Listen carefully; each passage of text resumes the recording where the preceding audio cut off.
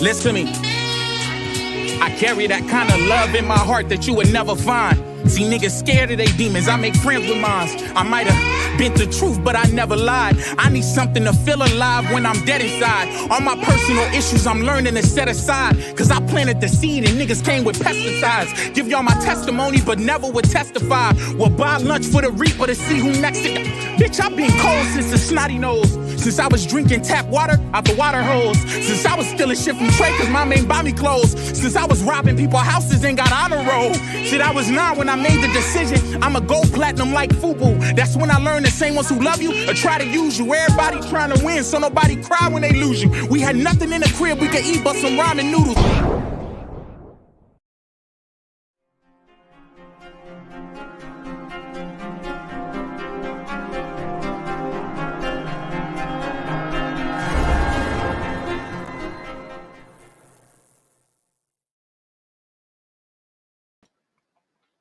Well, damn.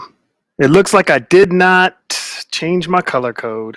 Lord, what is going on here? What is up, you two?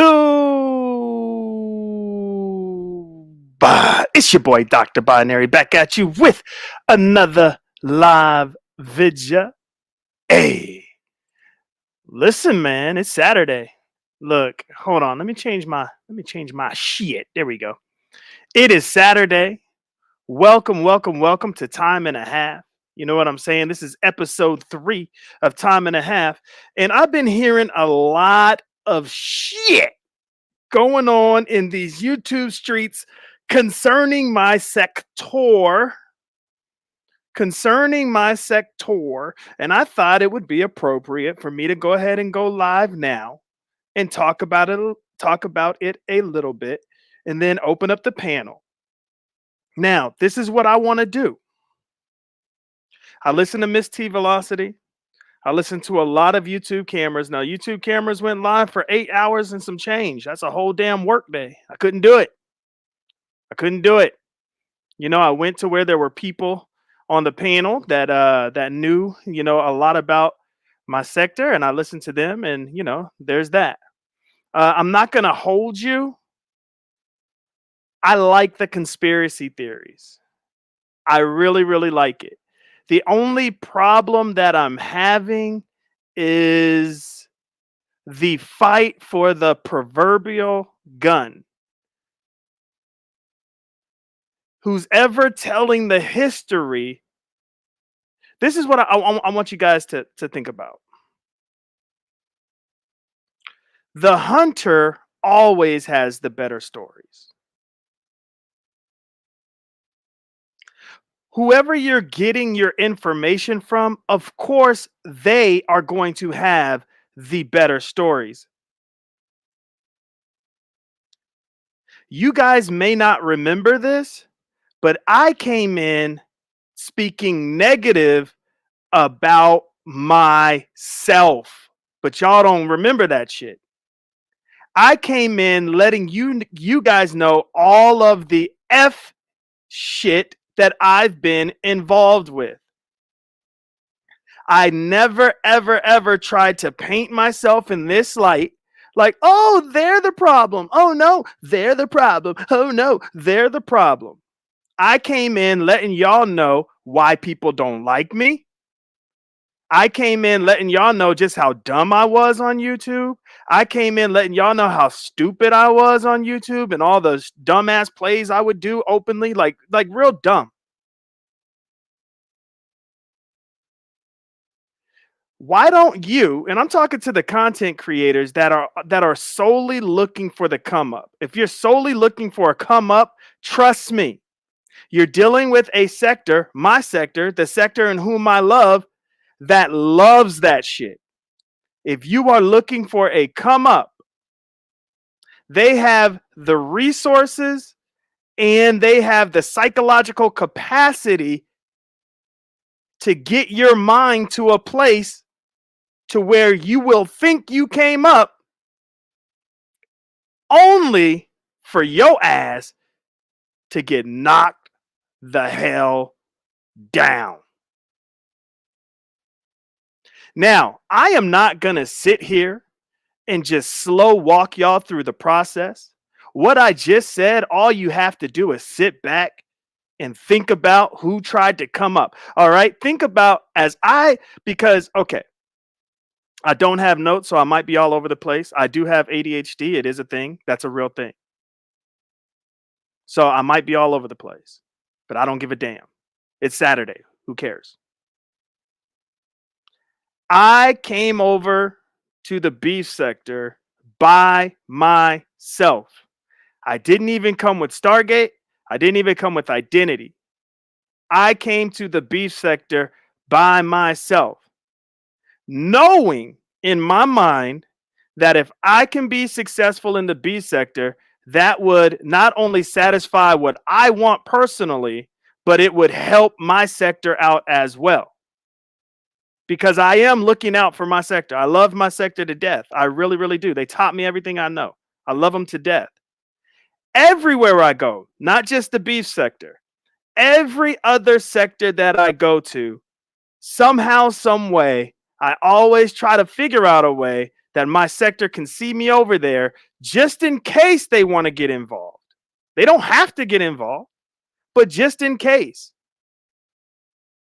Now, there are a handful of people that left our sector and pretty much told our sector to kick their ass, especially when they blew up. We have people that have left our sector and now they have hundreds upon hundreds of thousands of subscribers. But where did they start? In our small little bitty ass sector. We are a small fucking sector, but I'm telling you, there's power in this sector. Tons of it. Just think of the movie 300. When they were going up against, I think it was Xerxes. I could be wrong. The Persians. I have a gut feeling they were going up against the Persians. I could be wrong. But I mean, that's even a story in the Bible. One of those stories in the Bible where they talk about how a small army that's organized. Now, I'm not saying our sector's an army. I'm not saying that shit. I'm just saying they or we, if you want to put it that way, extremely organized. Even our least organized person is organized. And I'm incalculated. Now, I'm saying all that not to say that it's evil. I'm just saying they have a way about YouTube. They have a way of navigating. Now, when I came over here, I didn't come over here just to open up the floodgates for everybody to come in and we're going to do this takeover or whatever. I personally, Binary Code, wanted to infiltrate the beef sector because that is the only way you can merge yourself into something. Y'all keep telling me, do your research. Do your research. What y'all don't realize is I met Lemon on the Hispanic Doxers platform. And when I met Lemon on the Hispanic Doxers platform and I realized he was part of the beef sector, there's the infiltration. If you are a content creator and you don't have goals written down for how you want your channel to succeed, for what direction you want your channel to go, then you're not a content creator. I'm sorry, you're fucking up. Then you're way behind. If you think just hit and go live and just, hey, support me, and you don't have an actual goal. Do you want to reach 50,000 subscribers? Do you want to reach 100,000? Do you want to reach 1 million? Like, what's your goal? Do you only want to reach 15,000? Like, you don't have to want to be this content creator that reaches hundreds of thousands of people. You could probably just want a small little fraction of folks, you know what I'm saying, that believe how you believe and y'all rocking out together, because that's pretty much what I want. I don't want to be this huge content creator. I've had enough eyeballs on me in life. I've had enough. That shit is not desirable. Fame is not desirable. Trust people. Well, I mean, when you have it, it's like you lose that. It's like, damn, this is. I wish. How many mother effing artists or famous people have we heard talk about? They wish they could just go to the grocery store. They wish they could just go to the park. They get sick of the paparazzi. They get sick of their quote unquote fans. Ain't that some shit? Ain't that some shit? Look, if I wanted to be uber famous and all that shit, why wouldn't I have taken NBK's offer? Because NBK has connections, if y'all don't know. Y'all want to try to clown on my homie for having connections with Naughty by Nature. He has way more connections than that. And that's not a bad connection to have. Yeah, they're old school, you know what I mean? But yo, they have knowledge. Why would you not want to sit down with a Tretch or Vinny or anybody from Naughty But that? Y'all are crazy if you don't want to sit down and pick their brain about some shit. Y'all are insane. Oh, they old school. They washed up. They just say that. Nah, y'all are insane. They know so much more about the entertainment business than we do. So why wouldn't you want to sit down and learn? But anyways, NBK, he told me the direction he would love for our show and for me personally to go in. And I told him, I see what you're doing. I see what you're saying. And I could see the vision. The only problem is I don't have the passion for that because that's not what I'm here for. I know what I'm here for. And the shit has been working. So I'm going to continue to go in the same direction that I've been going in. Now, I was saying all that to say this. I can't help who decides to come up off of me winning. All right. I came over to the beef sector. I abided my time. I trolled my way to where I'm at. I'm actually winning right now. I'm not going to diss anybody from my sector. I'm not dissing nobody. The one thing that I love that's going on is I guess I opened up the door unintentionally. It was unintentionally. You know, it wasn't like, hey guys, I'm in, come on over, come on over. It wasn't that. But I did open up the doors and people have been coming up. The dope personalities that I've already seen are starting to be seen by more eyes. That's a good thing. This is what I want to see ever since I did that motherfucker. All I did was share my thoughts and now here we are. That's crazy. I can't be responsible for having that much mother effing power if all I do is share my thoughts and y'all lose your mind. And I'm primarily speaking about Brianna on that one, right? And y'all know that.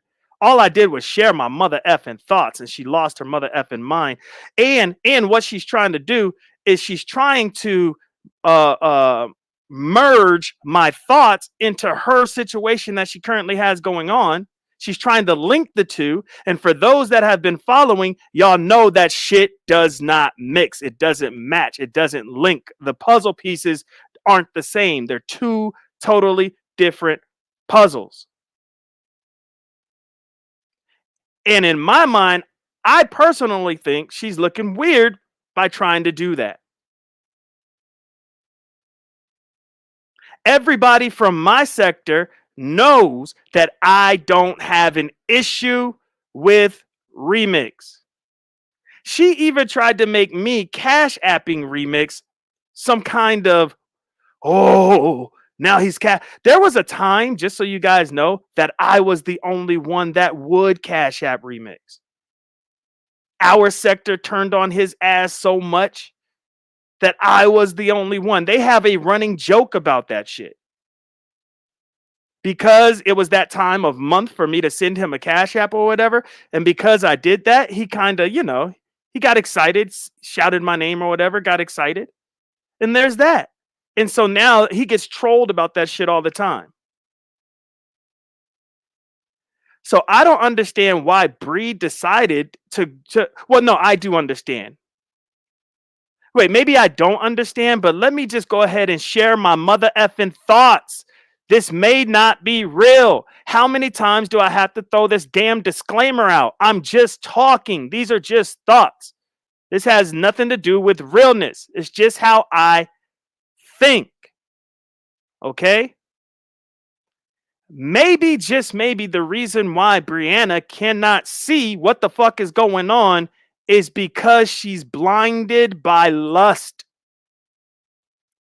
Normally, it's the guy that's blinded by lust. She's blinded by lust. So whatever direction Remix wants to take her thoughts in her mind, she doesn't fully go that direction 100% at 100 miles per hour, but she leans that way. It does not matter. She leans that way. Can't blame her. I can't blame her. I mean, only a dummy would look at that situation and say there's not a connection there. There's a connection there. What type of connection? I don't know, but there's a connection there. Only a dummy would be like, no, hey, man, she treating Remix like she treating all of y'all. Bruh, stop. Stop. Y'all gonna act like I didn't see her saying to him, if I text you, are you even gonna respond to me anyways? And then Remix saying some shit like, yeah, maybe if I can get around to it. You know, sometimes it may take a couple of days. And her said, dang, I gotta wait a couple of days for your text. What? Come on, I know that's light, but it happened. It happened. So you can't tell me there's not some form or some type of connection that's different when it comes to Remix. Now, I don't want to go too much on a tangent going that direction because there is some shit that I want to get off my chest before I drop the link. And I haven't even been in the chat once. So I don't know what's happening in the chat. I don't even know who's here. I didn't even look at the number. I'm doing my YouTube cameras right now. I am staring at the wall and talking. Y'all know that's what YouTube cameras be doing, right? But she actually stares at the ceiling. She'll take her headphones out. She'll have that microphone by her lips, and she'll be staring at the ceiling and just be going off. Even the host be like, YouTube cameras, hold up, we got a guest. YouTube cameras, hold up. And she'd still be talking. Because she want to get her shit out. And she don't give a damn if it's her panel, your panel, my panel. When she got something to say, those headphones come out. She starts staring at the ceiling. She don't even blink. And for 1 hour and 15 minutes, her ass is going off. But you got to respect YouTube cameras for that. You got to respect her for that. And that's what I'm doing now. Now, before I get into the actual title, there is no good or bad side, only perspectives. Let me go ahead. Oh, there's 105 people here. Thank you guys for being here. That's crazy. Let me go ahead and get my ass into the chat because Moderator Gate is here. All right, Moderator Gate is here. And so, hold on, I need my phone for this shit, don't I? Yeah, I need my phone for this. So let me go ahead and see if the moderators that have already been successful and that have made it over here to mod, and let me see if they're here. I shouldn't have any moderators in my chat right now outside of Code Fam and MBK. Those are the only moderators that should be in my chat. All right, so let's see here. Gemini 75 has made it successfully over here. So let me go ahead and make Gemini 75 a moderator. She has made it successfully over here. Thank you for surviving boot camp. Now, boot camp is still going. So if you haven't made it over here yet, don't worry. You are going to have your chance to get over here. Based off of what I've seen today, and there's some things you can do outside of the pages. There's some things you can do outside of our channels, my channels, MBK's channels, to get your ass on the list. And I'm going to go ahead and tell you what I seen today with the unbiased commentary from Life with Jamila. She has to be a mod over here, right? She has to be. All right. So let me go ahead and do that.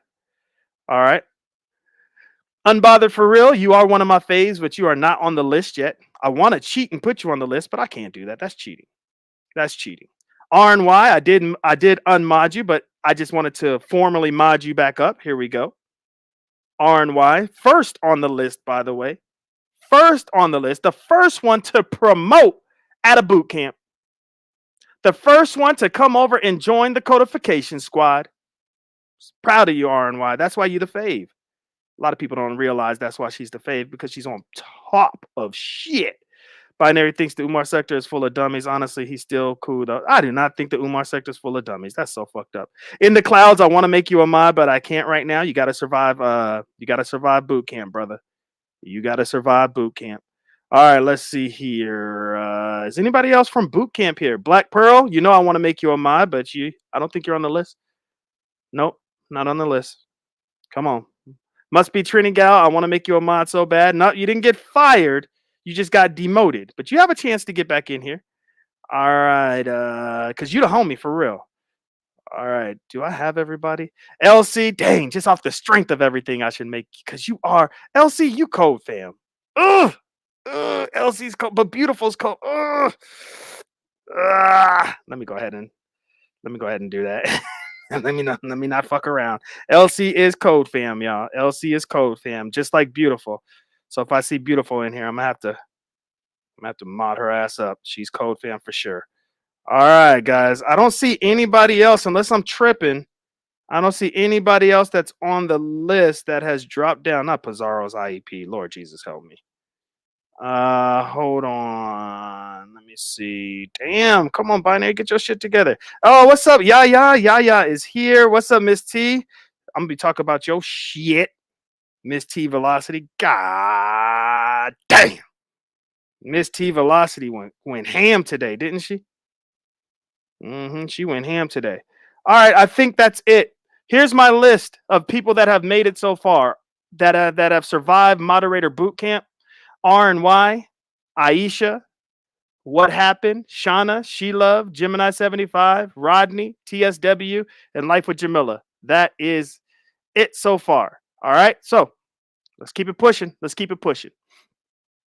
Make sure you guys hit that like button. This is the main channel. We are on an off day. Yes, I know we are on Saturday, and I could have went live earlier, but I was so intrigued by Miss T Velocity's conversation that I had to stay for it all. I had to stay. I had to listen to it because the shit was fire this morning. Although she has her eyebrow raised towards me, she's looking at me with the side eye. I still get it. I still get it. I understand. Okay, so let's jump into this, okay?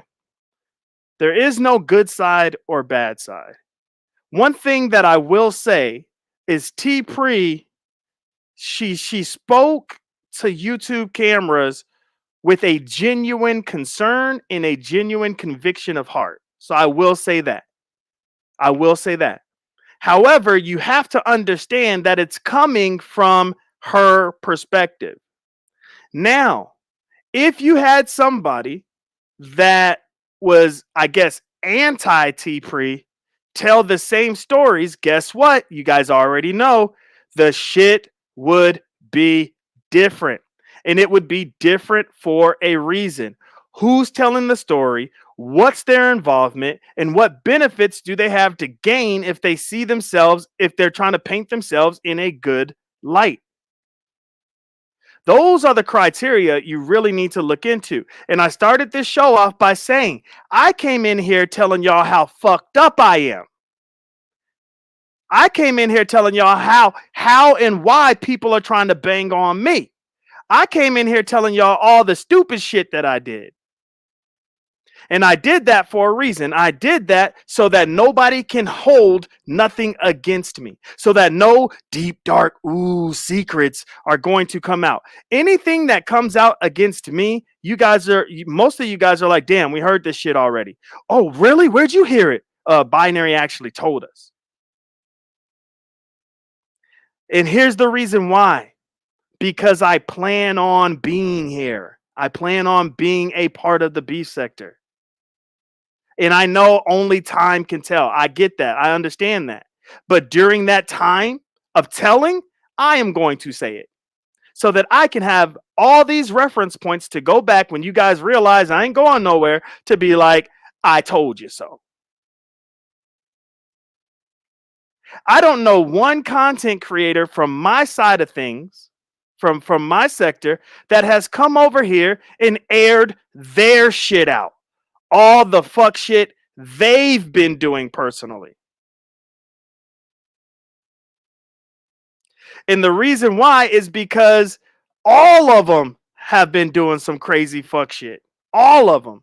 And this is one thing that I found out about the beef sector that I genuinely like as well. When you take accountability for your shit, I don't know if they forgive, but they don't remove support. That's one thing that I found out. You could have done some of the most heinous shit. But if they see a genuine shift, and they see that you are truly taking accountability for your actions, they still support you. Now, that doesn't mean that they visibly support you. Oh, here's a Cash App. Oh, here's a super chats. Oh, I'm subscribed. Oh, I'm going to drop down into your chat. Nah, maybe not that. But this is how I know that a lot of the beef sector supports me is my replay game is on fire, yo. I don't give a damn what nobody says. And I am so grateful and so thankful for the beef sector, for the black sector, for the Mo3 sector, and for my sector. For, hey, some of y'all may not fuck with me, but y'all watch.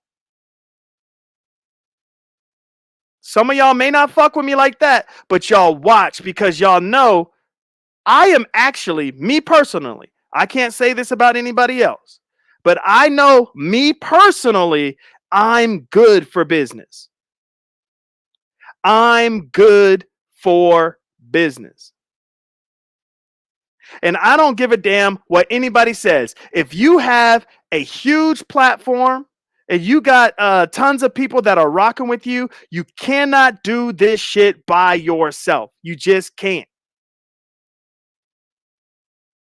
You can't. You have to have some type of team. Now, here's the thing. The team doesn't have to be this negative ass team that wants to go out ruining everybody's fucking life. Like, I don't get that shit. If you take out every content creator in the beef sector, now what the fuck do you have? You just pretty much took out yourself. That's the dumbest shit ever. If you take out every single content creator from my sector, what do you have? That's stupid. That's dumb. That's bad for business. I'm not trying to take out anybody. I'm not malicious like that. I'm not trying to bring somebody's channel down. I'm not trying to harm somebody's job.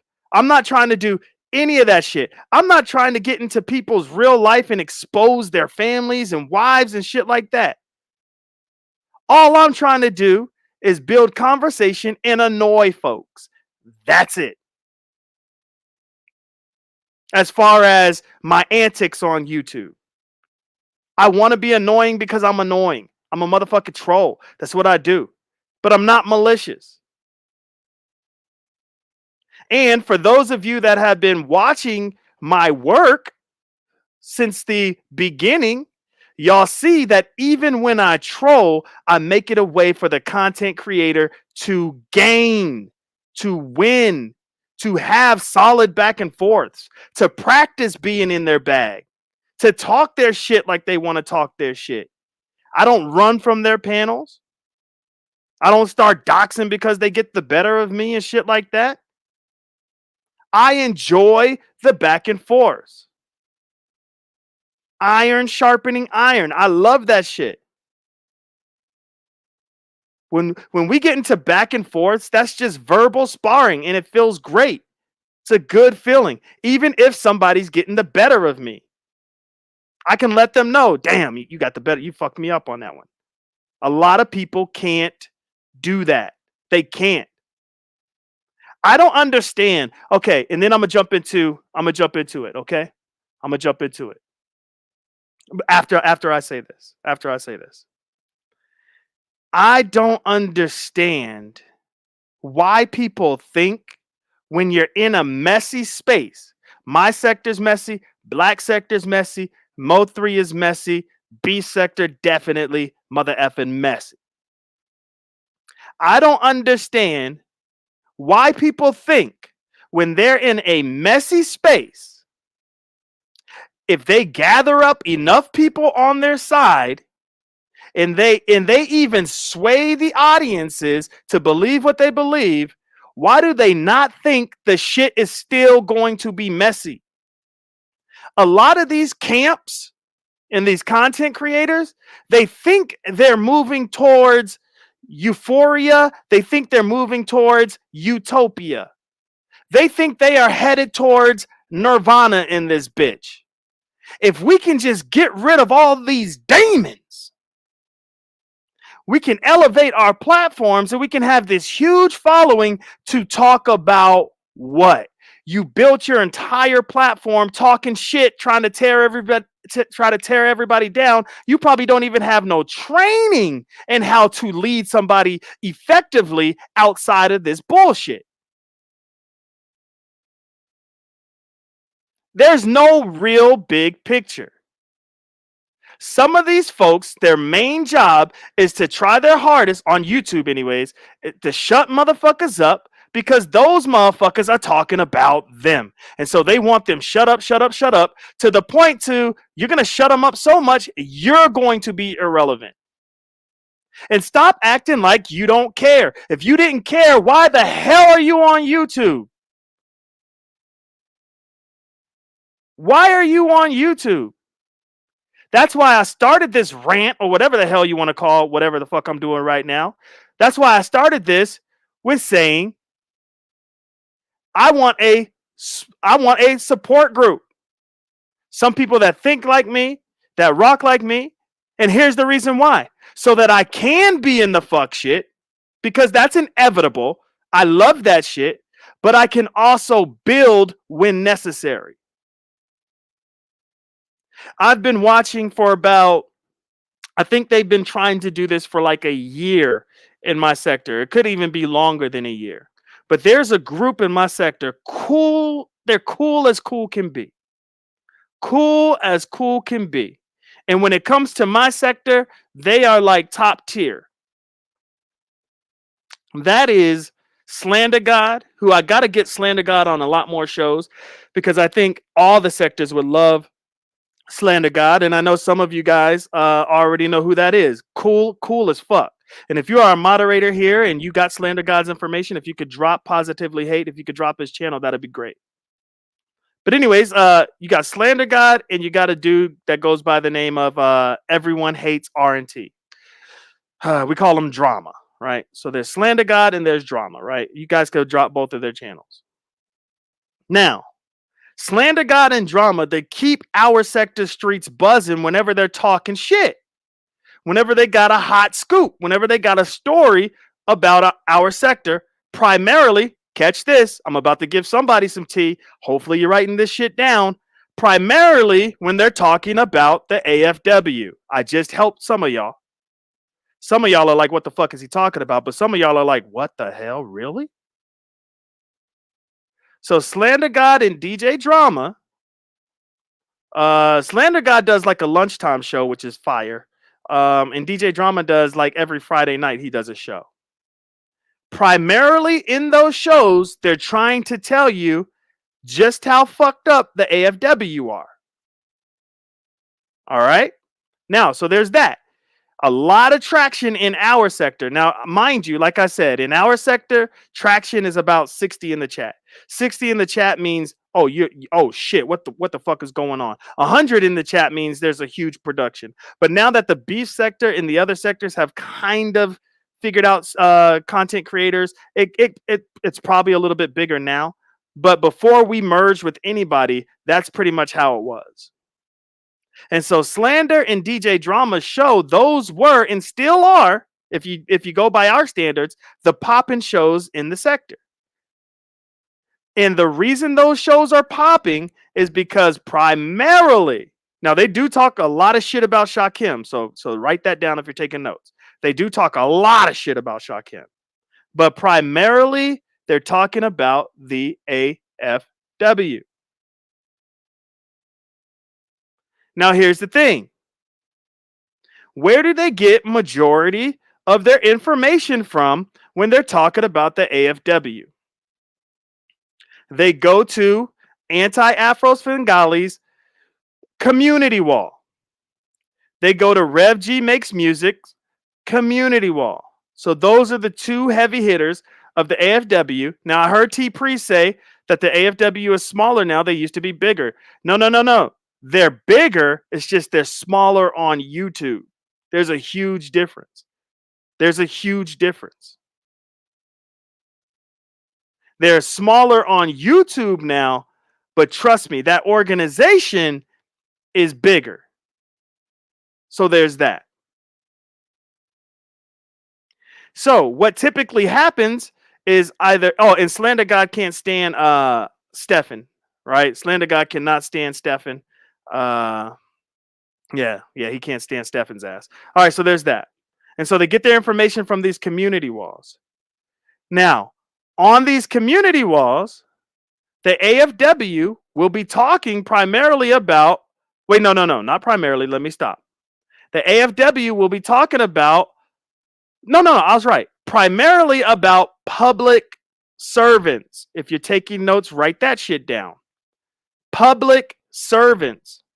The whole idea and mission of the AFW is to make sure if you are a public servant, especially in the black community, that you ain't making us look bad. You ain't out here frauding. You ain't out here scheming. You ain't out here fucking up. And if you are, they are the ones that are dead set, and you can't tell somebody what their passions are supposed to be. They are the ones that are dead set and ready to expose that shit. They want to expose corruption. They want to expose fraud. That's why it's anti-fraud. They're against fraud. They're anti-fraud warriors. And so on their community walls, they'll be talking shit about who they think is frauding or who they think has aligned themselves up with Umar Johnson, because Umar Johnson is their ultimate target. They think that Umar Johnson has done so much destruction to the black community that he needs to be up out of here. They think he actually needs to be arrested for the amount of scamming that he's been doing. Now, I don't want to lose sight. I want to write that part down to get into. Hold on. Let me type this out, because like I told y'all, I do have ADHD. And I know how to spot ADHD. I've been trained to spot that shit. So I mean, so I have to write shit down just in case I get off track. So let me go ahead and write this shit down. Talk about the connection with Umar. Okay, so boom. All right, talk about the connection with Umar. All right, cool. So I wrote that shit down. All right, so Slander God and Drama, right? They get majority of their information from Rev G and Anti-Afro's videos in community wall. Primarily the community wall, because Anti-Afro Svengali, she go crazy on her community wall. Her videos are okay, but her community wall is where you get a lot of the shit from. And Rev G's live streams, I mean, if you listen to it, you know, he'll talk about whatever it is he wants to talk about. That's not what we're talking about right now. But every single live stream, I don't know where you can find it, but there's always about 15 minutes worth of him addressing some shit. So there's always that. And they, for whatever reason, they could catch all that shit. Okay? So there's that. So now you guys kind of see a little bit of the sides that are happening. You see there's a difference between the AFW, Slander, and Drama, right? So there's a difference. So there you see there's perspectives that are happening there. Now, Rev G actually admitted to somebody, I can't remember who, but he was talking to somebody. I think it was me and MBK, maybe on Conscious Energy's joint. Um, talking to somebody about how he likes to color, right? And because he likes to color, if you go over to Everyone Hates R&T, which is DJ Drama, if you go over to Drama's page, he has a lot of shit clowning crayons. The shit is funny. So now that should open up some shit. So he has a lot of shit clowning crayons. He even has Darth Vader like using the lightsaber to melt crayons and shit. I'm like, what the fuck? Now, why don't they like each other? Why doesn't Slander God, DJ Drama versus the AFW, why don't they like each other? Believe it or not, there was a time where the AFW and Slander God were slightly cool. Slander God, for whatever reason, thought that Anti-Afro Svengali was trying to take over his page, and so he stopped highlighting some of her messages and kind of tried to distance himself from her. And Anti-Afro started noticing that Slander God was doing a lot of these op fees and shit like that because that shit was new. And that's something Ray Triggs seen from the beef sector and pretty much brought to our sector. And even when he did that, I was still not down for that shit. Just so you guys know. Just so you guys know. There's only been 2 times somebody has sent me some op fee shit. Only twice. And I did not accept it. And one was big money. The second one was $50. The other one was 3 digits. That shit was big money that I sent back. 3 digits to get rid of Jay Dunn. Can you believe that shit? And I know that person was probably like, whoa. And I know exactly what that person was trying to do. That person was trying to get me to go against what I said I would do. And that's why that huge amount. I mean, that was a risk that dude had to take. And I don't think that that dude that sent me that money, I don't even think he has any issues with Jay Dunn.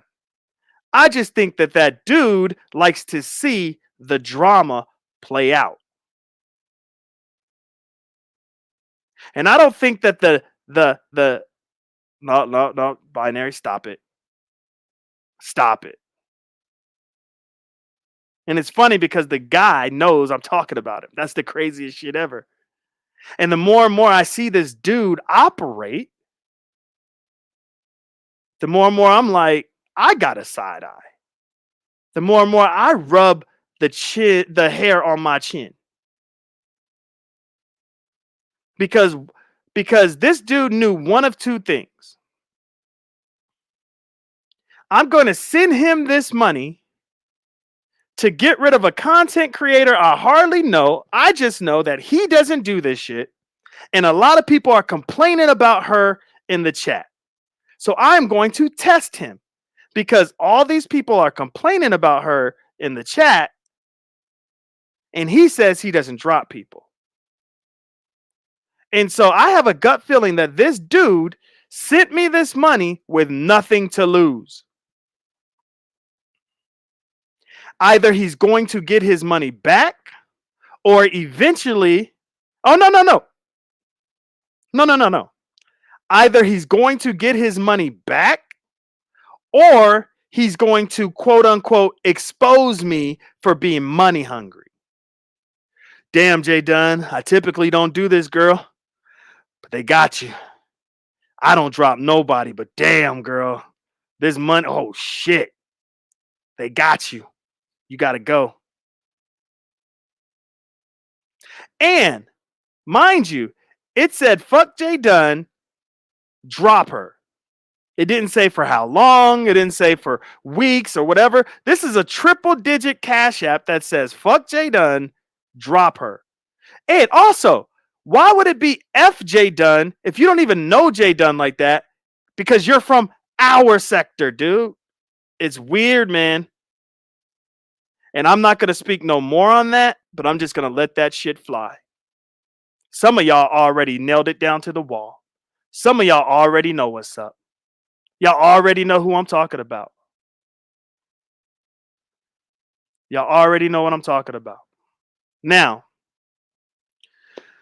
Slander stopped highlighting anti-Afro Svengali's comments or whatever. Anti was just asking why, like what's going on or whatever, and he started trying to distance himself. And then those op fees and all that shit started coming about, and then Slander started actually making some money. He started getting cash apps, he started getting op fees.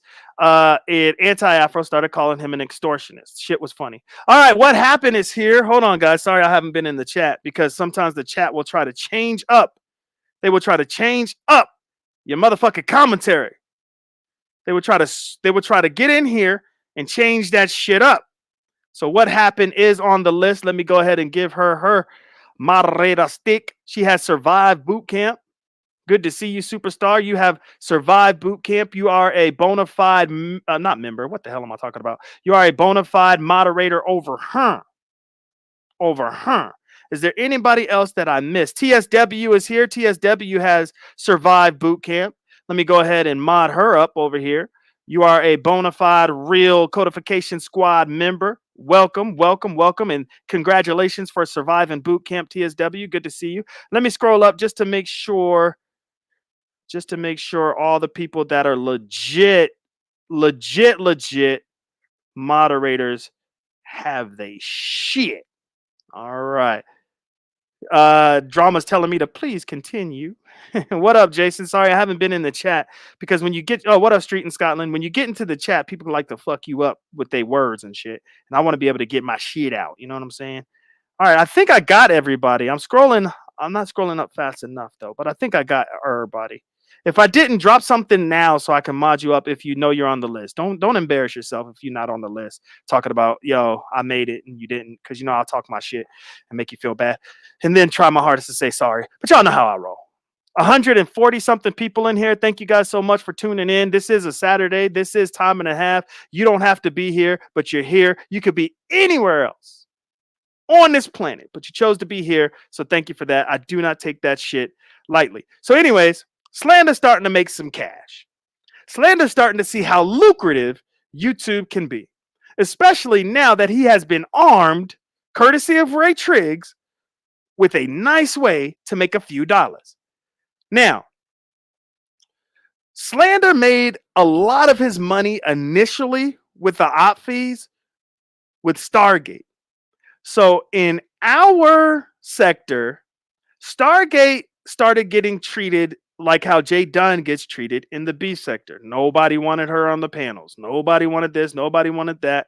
Now, trust me, mind you, she was always a part of Code Fam, but I just didn't go live as much, right? You know what I mean? But when I did go live, she definitely had a platform and people were feeling a certain type of way about that.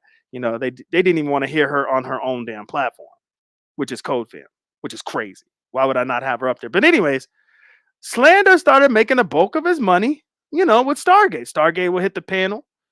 Hey, Stargate, sorry, gotta let you go. Whoop, she gone. Stargate felt a certain type of way about that. Wait, hold on. No. It used to be unpaid. And Anti didn't really even have a problem with that. It used to be unpaid.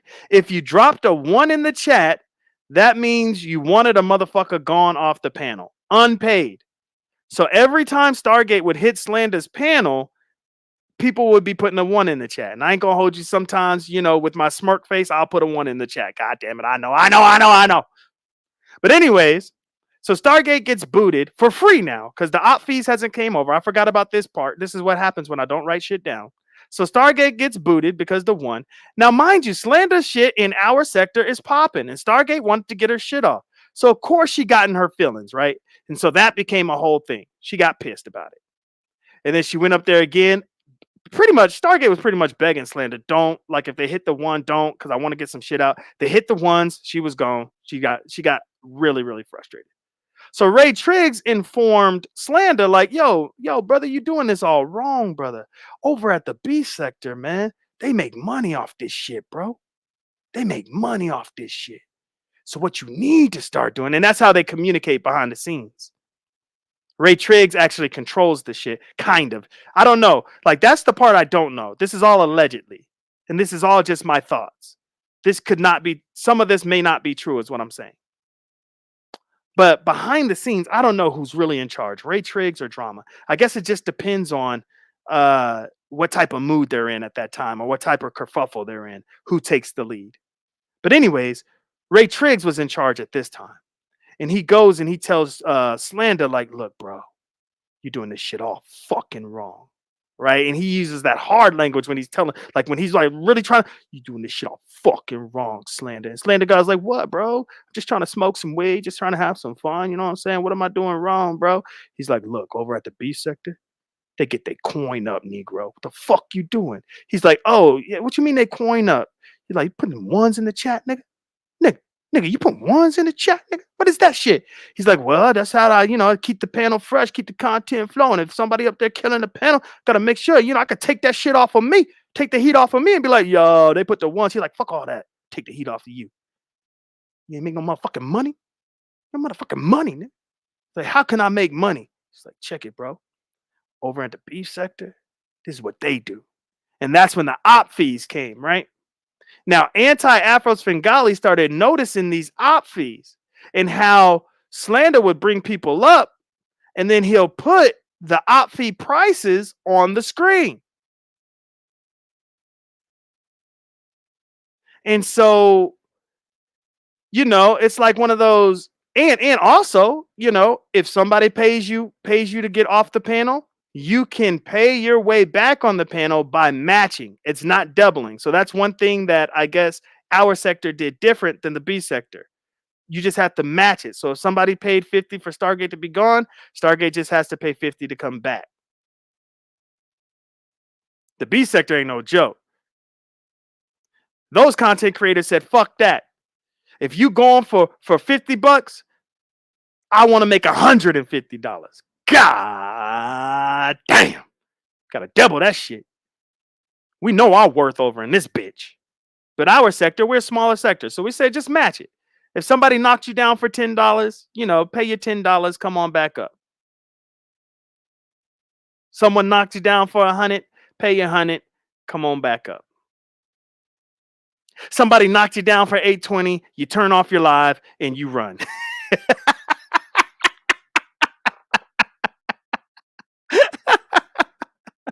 If you're the content creator, you shut your live off. Oh shit, they gave me $820. You cut that shit off and dip if you're the content creator. Don't ask, no questions. So Anti-Afro noticed this shit. She noticed the op fees and she noticed a shift in our sector. And so she's like, okay, one, he's ignoring me. And two, now he's making money, kind of extorting the panelist. So she called Slander the extortionist. Slander couldn't understand how he was extorting people, but he clearly was using his panel for a form of extortion. Look, pay to play, Negro. Stargate doesn't want to pay to play. Stargate just wants to come on YouTube, have a little fun, get her points across. But it came to the point to where it was like, Stargate, if you want to come back up here, pay me. And that's what Anti-Afro noticed. And she decided to say that that's a form of extortion. I don't know how true that is. I don't know how far that can go in a court. I don't know. But that's what they started calling him. And so with that, there is a rift, a slight rift between Slander and the AFW. Drama never liked the AFW. Ever. Now, here's the point that I wrote down. So I'm glad I can get... Oh, Aisha is here. Aisha is here. Aisha, you have survived boot camp on the other side, girl. Let me go ahead and add you as a moderator. Congratulations. Congratulations. Good to see you over here in blue. Good to see you actually fight for something. It's good that the moderator stick is worth something over here. Because I've been going to a lot of platforms over in the B sector. And damn it, if those moderator sticks don't be coming and going, coming and going, coming and going. Negroes don't have to do shit to earn that shit. But over here, with the codification squad, if you got a moderator stick over here, you went through some shit. And that shit means something. That shit means something. That's all I'm saying.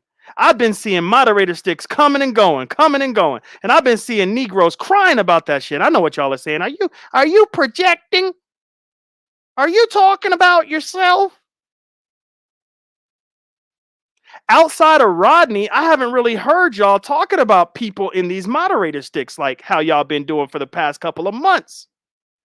All I'm saying is I started that shit. And now look at my work. That's all I'm saying. Y'all kept saying my moderator sticks had no value and this and that and this and that. Look how valuable they are now. And that's why I love folk like Life with Jamila. Because guess what Life with Jamila did?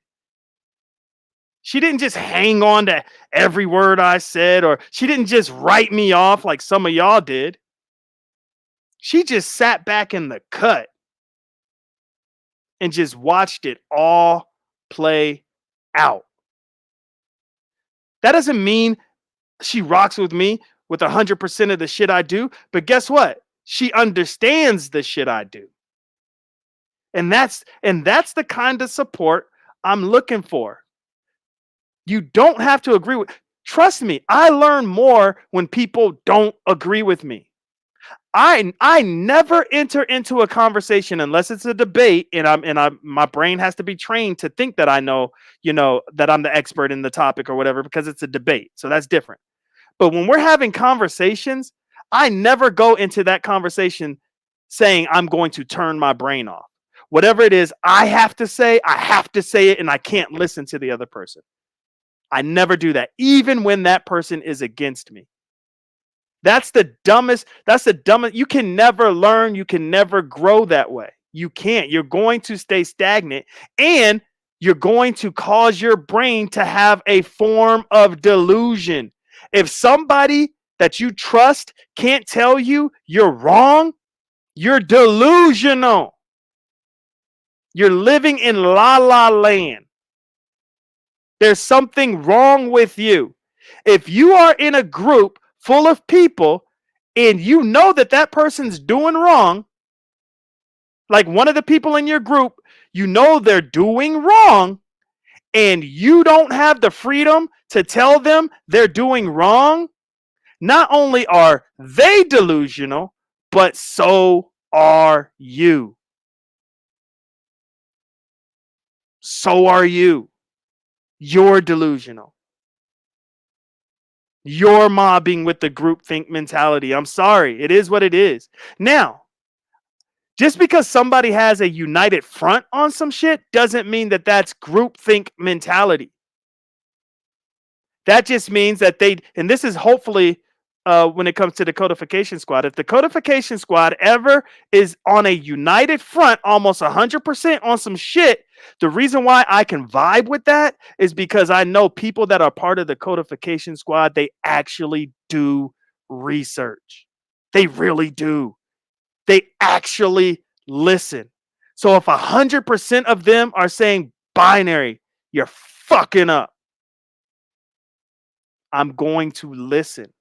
And not only 100%. And I can vouch. This can be confirmed and validated simply based off of IG.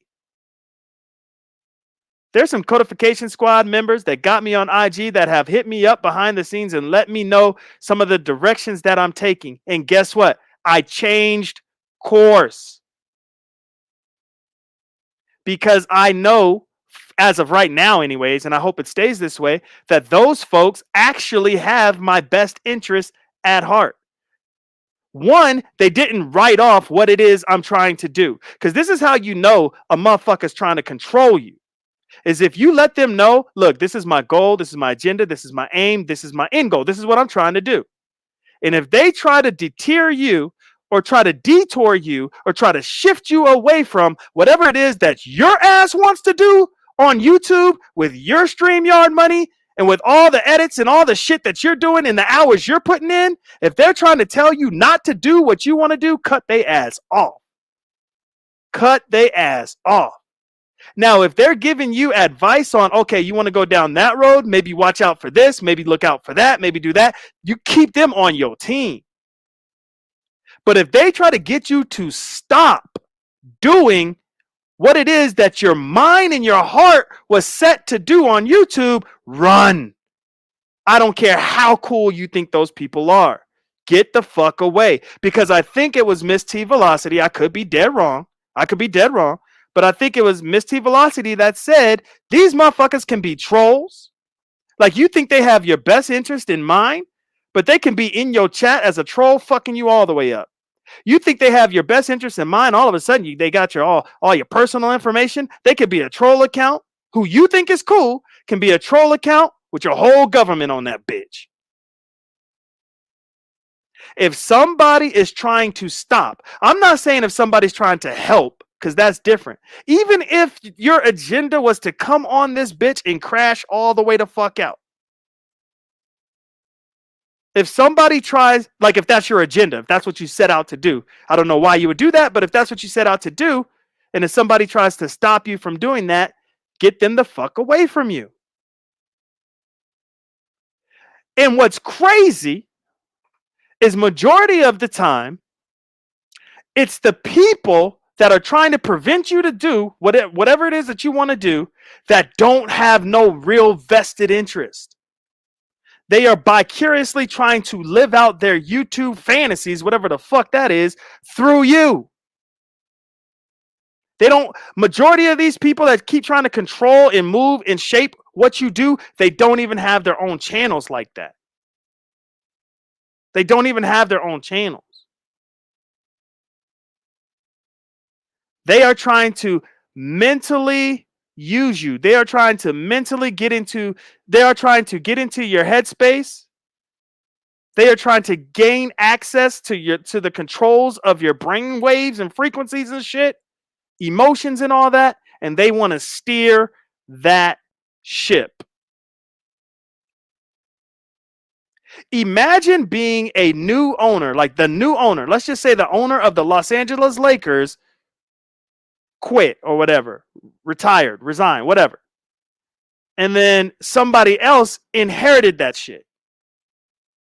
They get to steer, they get to drive, they get to do all kinds of shit to an organization that they had zero thing to do with building up. But now they get to come in here and control that shit. That's what a lot of these folks want to do with you if you're a content creator.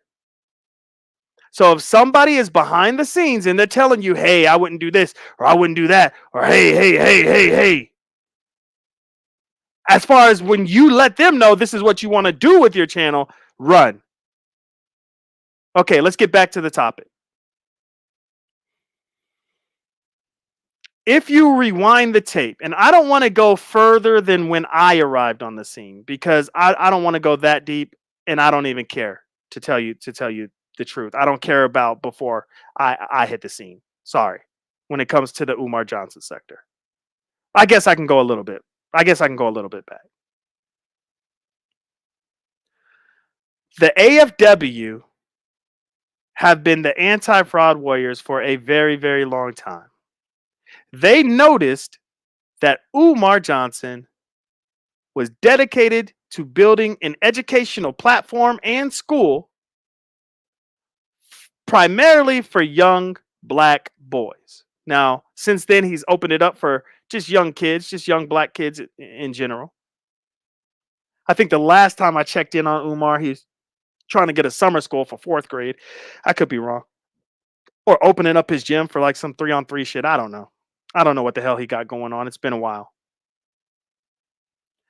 So as he's out here trying to purchase land for this school, as he's raising money, as he's spewing his rhetoric, doing the things that he does, Anti-Afro Svengali is noticing that this dude might be a scammer. This dude might be a fraud. He's been saying that he's doing this, he's doing that, but he's going on these trips to Japan. He's getting caught up in strip clubs. You know what I'm saying?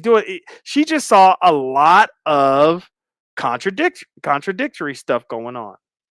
And so her and a team of folks decided, we are going to, at all costs, expose this dude as being the fraud that he is. And that's what they believe. And so they went on a campaign. Rev G, I think, got on some type of either somebody's newspaper, got on somebody's news program, but he got a lot of traction for an article he wrote or an interview that he did. I can't remember off the top, but he did something. But guess what? That shit caught Umar's attention. Now, Umar Johnson decided he was going to dox Anti-Afro Svengali. Umar Johnson opened up his Instagram, and y'all know his Instagram be popping now. And he outed the AFW, and he doxed the shit out of Anti-Afro Svengali. And I find it crazy that Umar doxed her, and my sector still can't find her. God damn. That shows you how gangster she can be. And trust me, majority of the folks from my sector, they still looking for her, just so you guys know. But anyways, back to the story.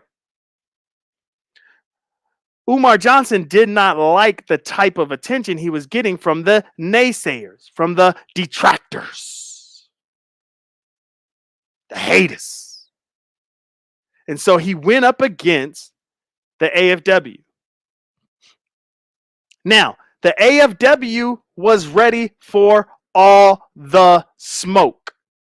I'm pretty sure that Umar thought that his connections and the shit that he was rolling with it would be like the water to put out the flame of this little group called the AFW.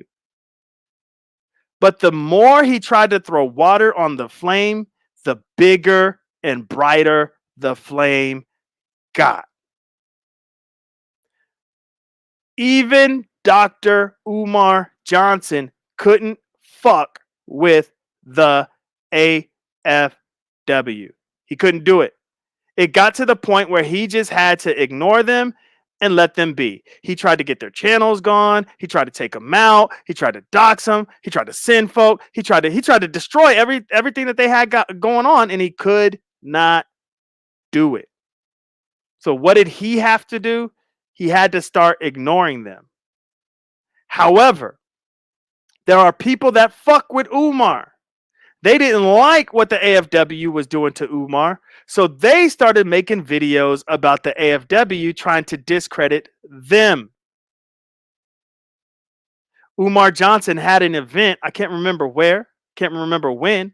All I know is he had an event, and right before that event happened, somebody went out and busted the windows out of the event. So I guess Umar couldn't really do the event there. Those motherfuckers was scared. They didn't know what the fuck was going on. I'm not going to mention the guy's name, but we kind of know who was around that area. That guy is no longer part of our sector, so I'm not gonna say his name.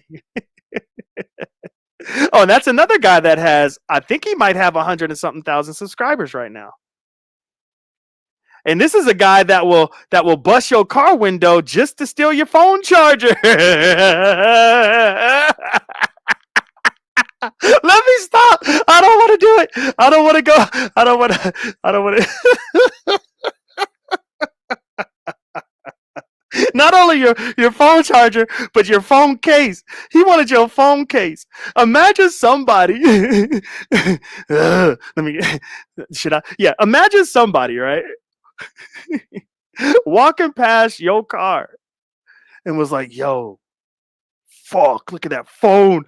Look at that phone carrier. Look at that phone case. Fuck all that. I need a phone case. And they bust your shit up just to get a phone case. Stop. But anyways, I guess the windows or whatever got busted out or whatever where Umar was supposed to be and whatever. Umar tried to blame that on the AFW. Our sector tried to blame that shit on the AFW. And so now Umar has some riders. Now let me just say this. Umar's riders, Umar don't even know that these Negroes are riding for him. That's sad. That's sad. And they are banging hard. And so now the sector, our sector, the sector, or the Umar Johnson sector, is now forming because, let me drop a name for y'all. If you're taking notes, write this shit down. The Umar Johnson sector is now forming because D. Durrell decided to go at the AFW. Stop. D. Durrell and my homeboy Flacco and a handful of others decided we ain't gonna let them just slander Umar or defame Umar. We ride with Umar. So it was D. Durrell, Flacco, a dude by the name of TC or Ghost, a dude by the name of Red Pill, and that's not from the Manosphere. Stop. Miss me with that. We are not Manosphere. D. Durrell is the closest thing the Manosphere. D. Durrell is the closest thing to the Manosphere that the Umar Johnson sector has. He is Manosphere, not us. So miss us with that bullshit. But anyways, and there's a handful of others. There's a lady named who was Umar Johnson's right hand woman. Her name's Tiffany Griffin. So there's her. I don't know if she was supporting Umar at the time. I know now she would probably say she's not supporting him, but T. Pre was a part of that. And I'm pretty sure I'm missing some people's. A dude named C-Rock Smooth. I don't know. This is all off the top of my head. I know I'm missing some people, but I think y'all pretty much get the gist. Now, those camps started battling back and forth. And guess who got to kind of fly under the radar and get his own damn sector? That's Umar. Because the gaze turned off of Umar, like personally, and it went on to his riders. So now the AFW are trying to expose these people that rock for Umar because y'all want to come at them, they're going to come at you. And they started exposing one another. With a lot of public information material that were being used, we learned a lot about both camps. A lot of public information. Now, that information was public, but that would have been information that none of us would have found because wasn't nobody looking for that kind of shit. But there was some public information that was shared about D. Durrell that we found kind of interesting. I'm not going to get into it. There was some public information found out about anti-Afro Svengali that was shared, but I'm not going to get into that shit. Tons of public information found out about Rev G, not getting into that shit. Tons of public information found out about T. Pre, not going to get into that shit. A shit ton of public information found out about Flacco, not going to get into that shit. But as you can see, this is how the shit started formulating. Where is the bad side? Where is the good side? There is no bad side. There is no good side. It's just what side are you going to be on? That's that. Because unfortunately, you can't be on both sides. Now, you might be asking yourself, well, if that's the case, Dr. Binary, what side are you on? I'm not on anybody's side. And that's what gets me all the way fucked up. I be getting fucked up by both sides. Both sides fucked me up. I don't give a damn what y'all say. I came on YouTube being extremely reckless. Y'all probably think the mild little cuss outs that I do, and you know, sometimes I watch my tongue when I talk to certain people, or the little mild roast that I do. Damn, Biko, why is he like he ain't going? Yeah, that's because my ass has been handed to me. When people are able to get into your real life for real, they're not going to run me off of YouTube, but they are going to change my behavior. If they can fuck up your real life, and your real life is saying you don't have to quit what you're doing, you just got to kind of switch it up to XY. Why wouldn't I switch that shit up? Why wouldn't I switch it up? Wouldn't that be dumb as hell for me to be like looking into my real life saying, "No, fuck that. I'm a real nigga. I ain't switching shit up. Can't nobody tell me shit. Fuck all that. Ain't nobody gonna have me switching up my content." That's the dumbest shit in the world. I switched that shit up on the moment they said switch that shit up. I switched my content up like nobody's business. And like I said, I was nasty on these YouTube streets. Not doxing, just talking my shit. Nasty. Oh, y'all thought y'all heard some diss records? Shit. Maybe on my members only, I'll start releasing some of my diss tracks for a limited time only, so that y'all can hear how I really gave that shit up. And then some of y'all might even leave after that. But I don't care. I mean, I care, but I don't care. That means you're not really rocking with somebody that's being transparent. You see what I'm saying? That's the real thing. I think I'm the only one from my sector that is an actual content creator that came into these spaces letting you guys know the real about myself. And the reason why I did that is because this is where I want to be. I don't know about the other content creators from my space. I don't know if this is where they want to be. I don't know. But all I know is they're trying to garner support by getting people to only see their side of things, as if their side of things is the good side. There is no good side. Now, let me just say this. A lot of people in the B sector, I'm just going to say this. A lot of people in the B sector had issues with me because they heard I was from the Umar Johnson sector. Now, their issue with me when they heard I was from the Umar Johnson sector was Umar. How dare, this is their words, not mine, how dare an Umar supporter, quote unquote, on the support, the Umar supporter, quote unquote, decides to bring his ass to this space, and we know Umar don't fuck with this space like this. But then they realized, oh shit, Binary is not an Umar supporter. Oh shit, he's just coming from the Umar sector. Now, there are some people, when they found that out, they were like, let me do a little bit of research and figure this shit out. Other people are just lazy as fuck because they're only looking for a quick come up. They're looking for a quick click and a view. They're looking for a quick dollar, and they're looking for a quick subscriber. So what they want to do is just do content on what they're hearing. A lot of these content creators that y'all are seeing, they're lazy as fuck. Lazy as fuck. And all of their commentary is built upon hearsay.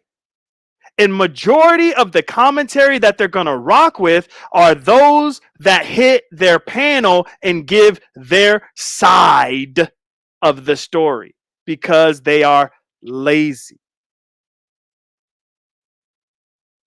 They want that instant gratification. They see this new influx of people. They see this new influx of money. And so what do? They open themselves up to be slightly vulnerable so that this influx of people and money can be directed their way, but they don't do any legwork. They go on campaigns. They'll hit a panel. They will do the presidential wave in a chat. Some of them will be, here you are, Miss America, on the panel and kiss a baby and shit. But they're not doing any research because they don't give a damn. As soon as the people stop coming because you reached your max of people that's going to enter into your side of the world on YouTube, and as soon as the money stops flowing because now people are starting to level out and balance it out, and now you're part of their rotation because they want to support a lot of people. As soon as all that shit happens, guess what? Some of these content creators are going to say, I'm done with y'all. I don't want to know the truth. I'm done with y'all. Forgive me, B Sector. I'm done with them. Y'all tried to tell me, y'all tried to warn me, but I'm done with them. And I'm not talking about anybody in particular.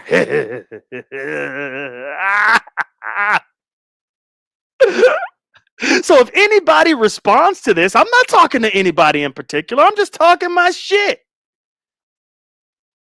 So if anybody responds to what I just said, I'm sorry. If the shoe fits where God.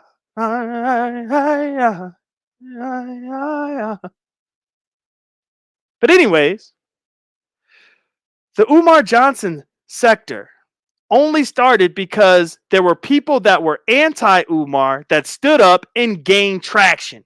And there was a handful of people.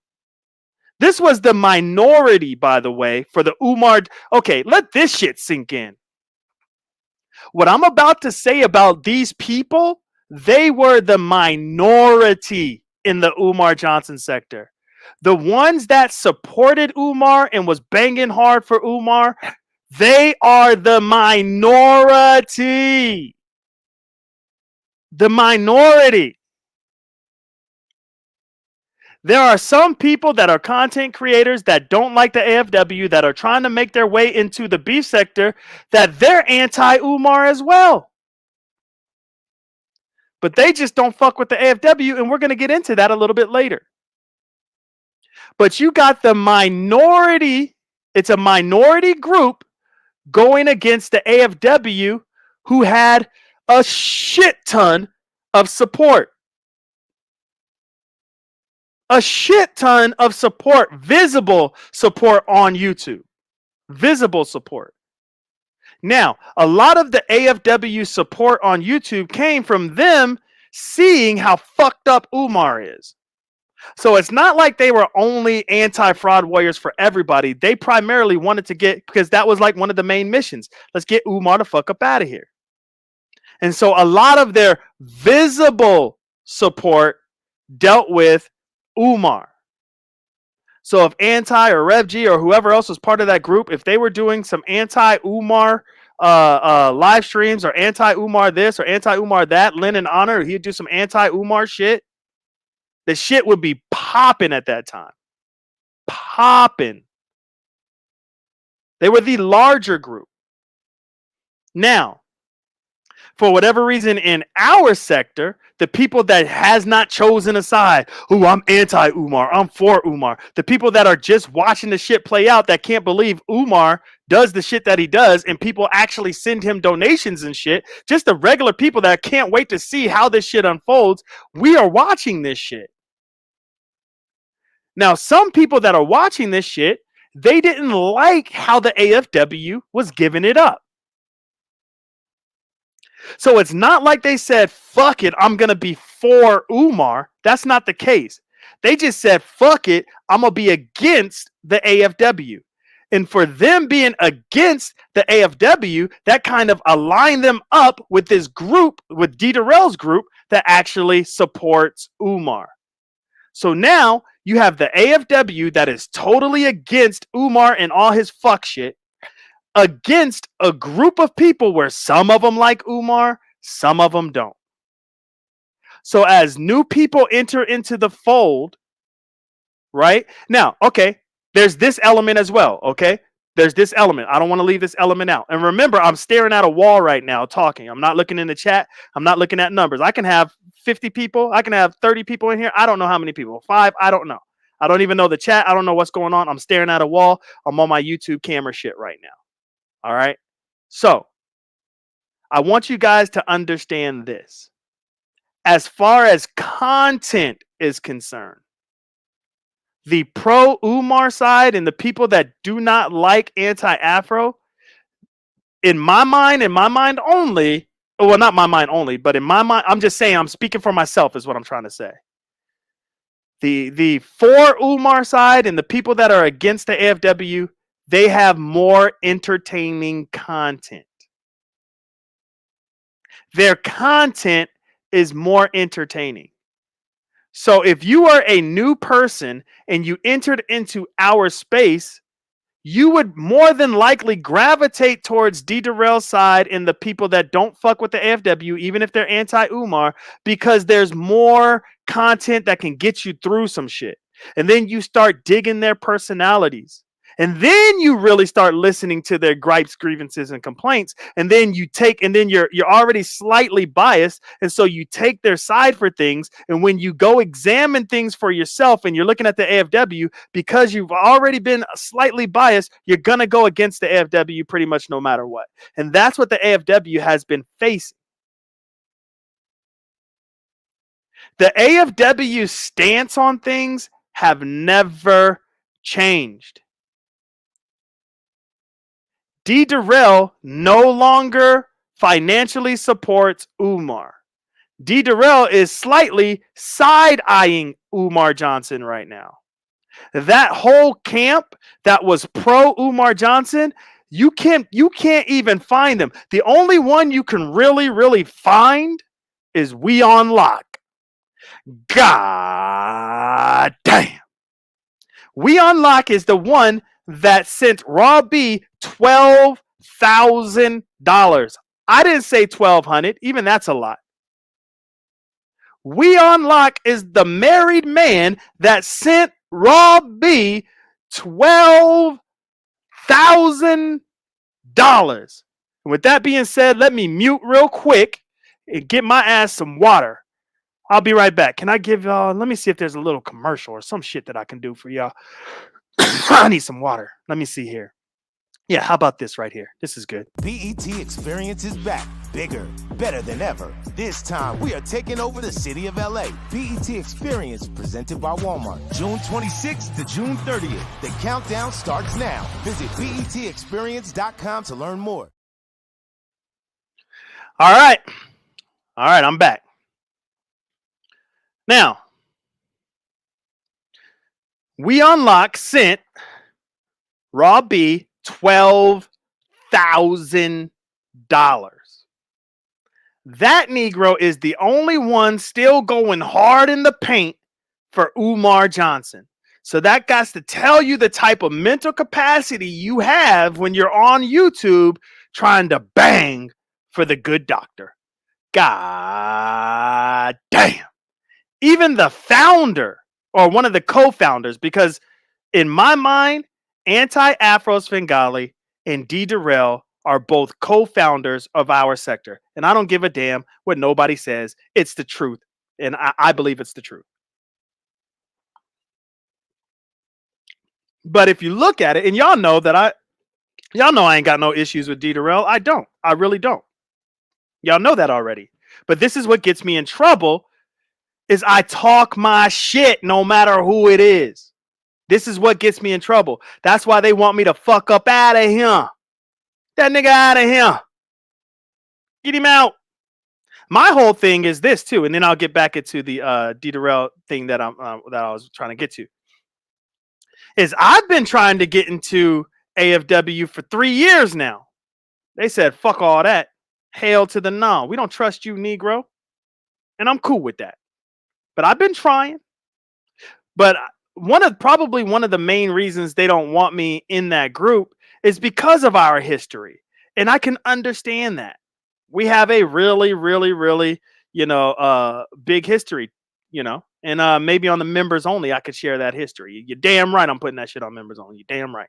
Has anything to do with me. And if it goes deep, pause, I think, no, Diddy, I think with me and how that shit is. Oh yeah, you damn right. That shit's going on members only. Because I need YouTube to do what they do. Because if I even sniff a picture of something from my members only, I'm sending a strike. God damn. But anyways, what was I even talking about? But anyways, yeah, D Darrell, right? D Darrell and Anti-Afro. I think that they are the founders of our sector. Now, they are the real godfather and godmother if you want to title some shit. But now, only one side has ever changed the mission. Think about that shit. Only one side changed the mission. D. Darrell switched that shit up. He is no longer pro Umar. He is wait and see. Just like a lot of people that joined his side that were against anti. Now, D. Darrell has so much history against the AFW and so much fuck shit from that they've been doing to each other that they are, well, I don't want to say they are, but I know D. Darrell has been alluding to he has a lot of shit against them legally.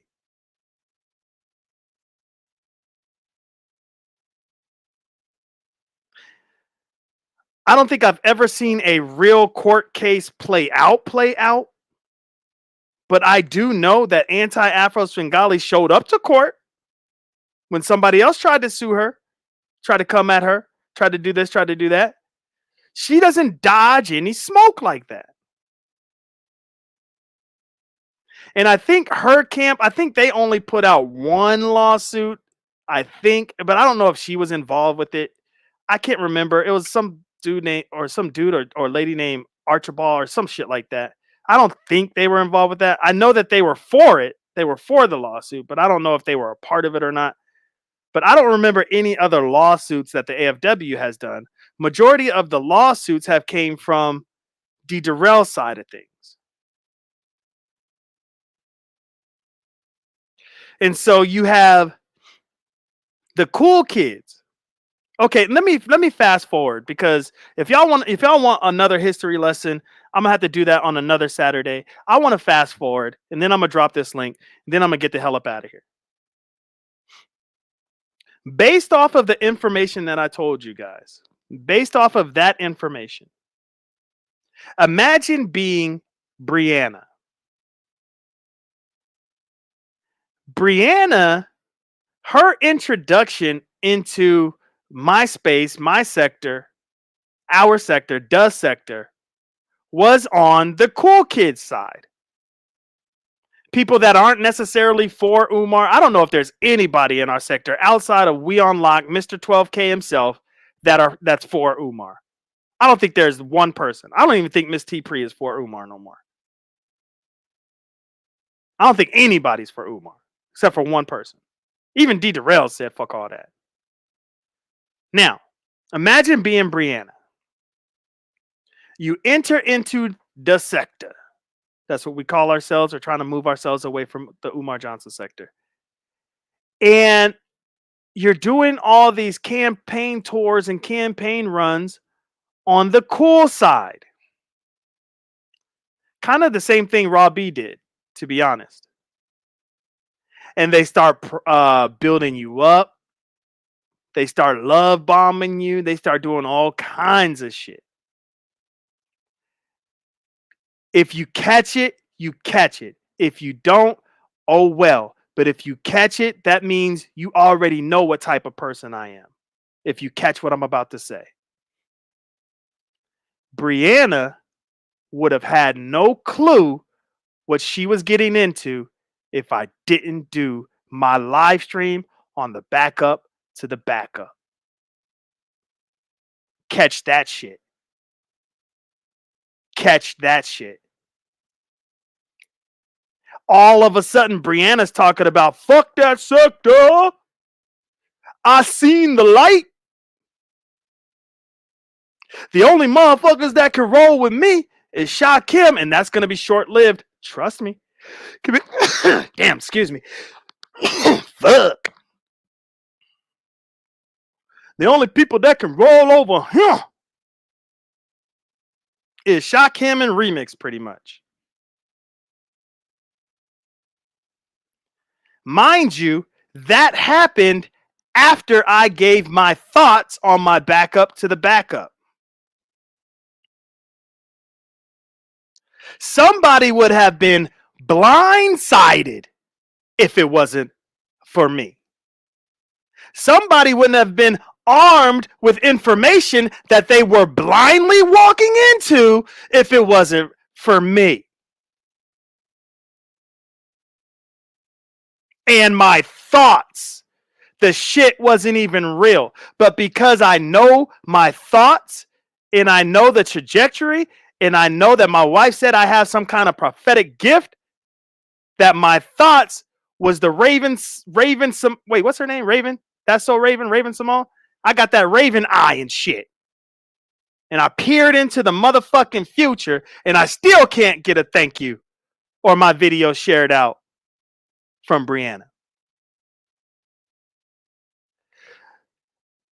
Mind you, Brianna Simone Pettyville thinks she's in a better place right now. She felt relieved. But of course, for whatever reason, she can't see I created that for her. She can't see that shit. She can't see that shit. I brought an ultimate form of relief to her, but she can't see that shit. Had I have not shared my thoughts of how I see some shit playing out, she wouldn't be in this position that she's in right now. Now, that's only a small fraction of what I'm trying to say. Here's the bigger picture. Here's the large picture for those of y'all that know Loaded Lux. Here's the large picture. Why was I right? Why was I correct? If you go to my backup to the backup and you listen to my thoughts and you listen to what I said is not true, but it might happen. God damn. Why am I right? I've heard several people saying, wow, she's shifting. She's actually shifting towards this group.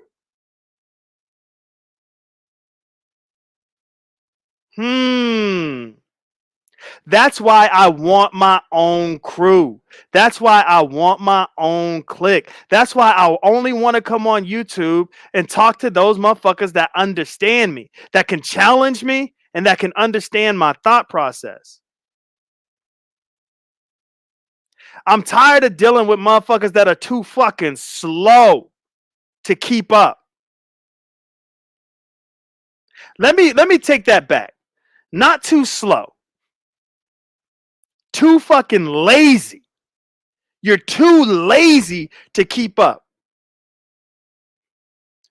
You want to do this shit on YouTube. You want your platform to succeed. You want to do X, Y, X, Y, Z, but you're too fucking lazy. I want to get away from those people. I want to get away from the people that are too damn lazy to put in a little bit of work. I don't know how many times people had to tell me, do your research, do your research. And then I actually do my research, and I'm still doing my research. Guess what? I preserve parts of my Saturday and Sunday for research purposes. And every time I do a monologue and I'm doing a history monologue, I always preface that shit with, I'm probably fucking the history up, but at least I'm doing my research.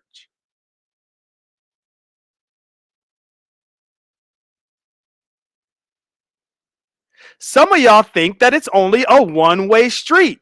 Some of y'all think because you're the bigger sector, you think you're the better sector. Miss T Velocity and NBK broke this shit down to a motherfucking science. At the end of the day, it's not sectors. Negro, it's YouTube. There is no better sector.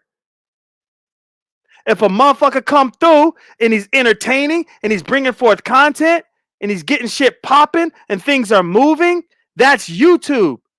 He or she just so happens to be in your sector at the moment, or hopefully like me, that's trying to just stay over here. But at the end of the day, it's YouTube, and can't nobody control YouTube except for the woman that owns it, and her ass could just shut this shit down. That's it. That's all. There's a false sense of entitlement. There's a false sense of power that a lot of these content creators are rolling around with.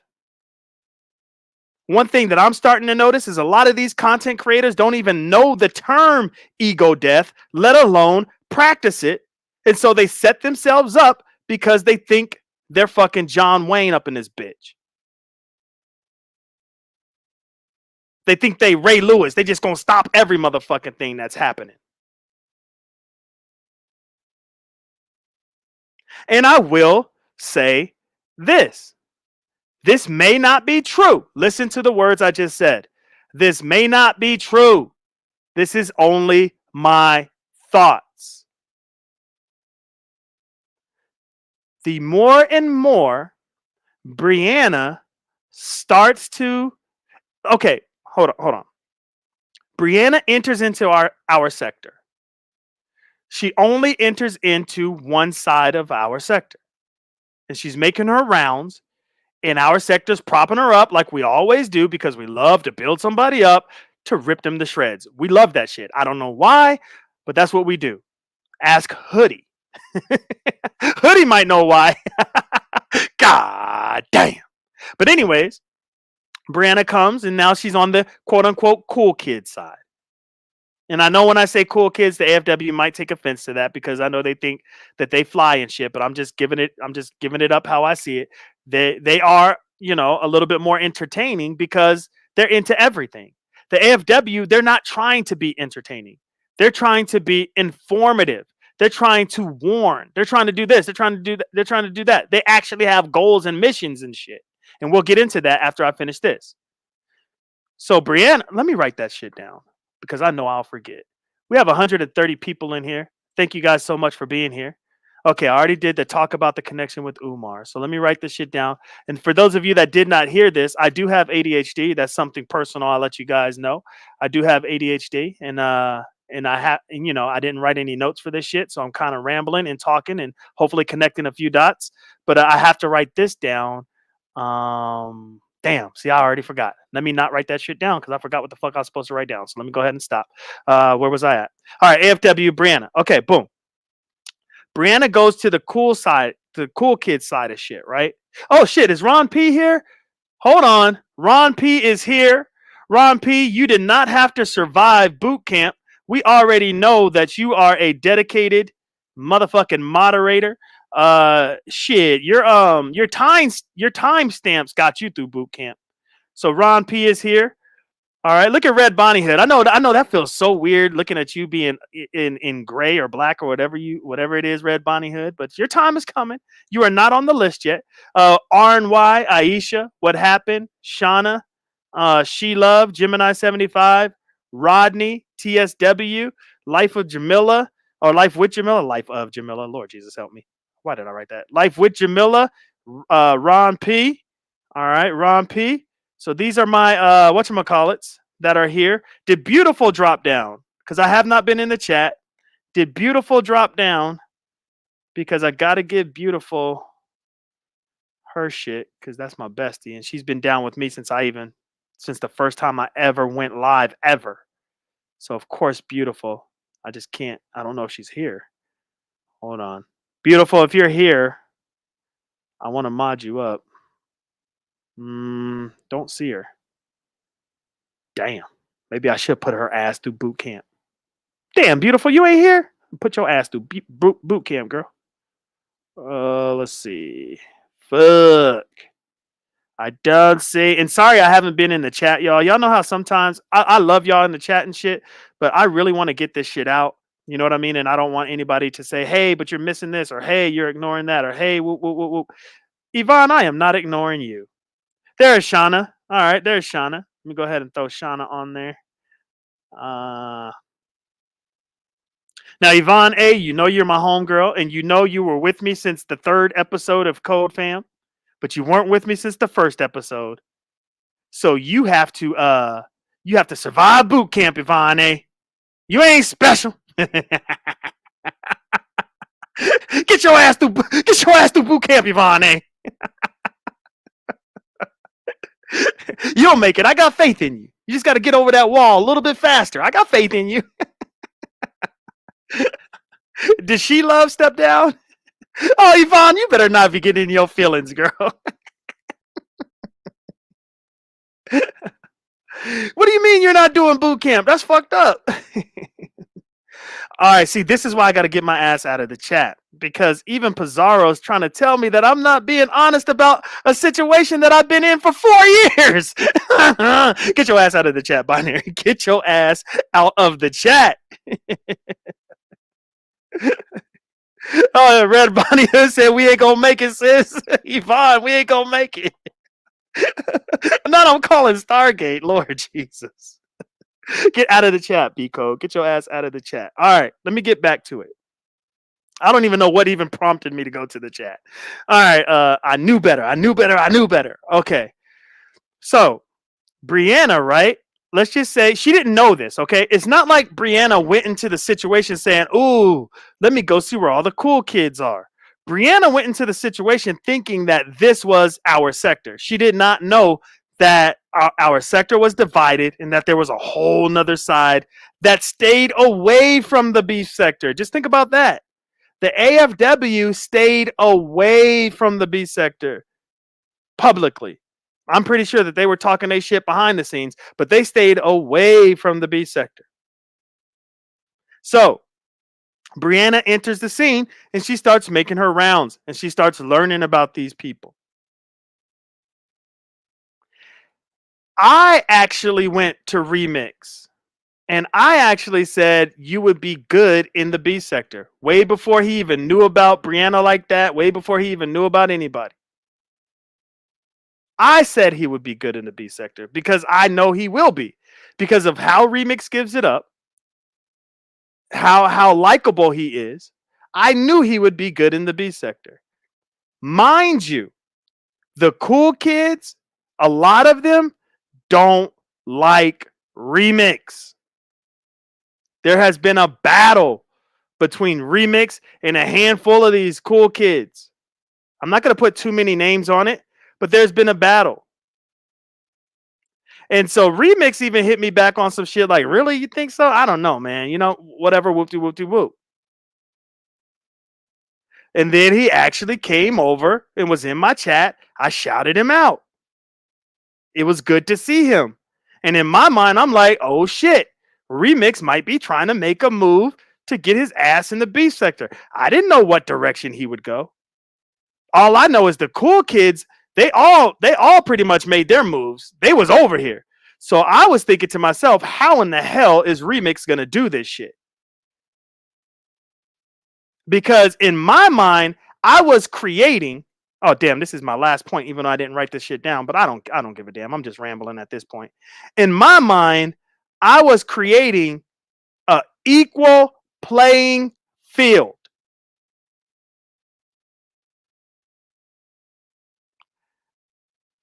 Especially for somebody like Brianna, whom I thought would listen to both sides and make an educated hypothesis or even an educated guess on which way she wants to move her shit, because there is a divide.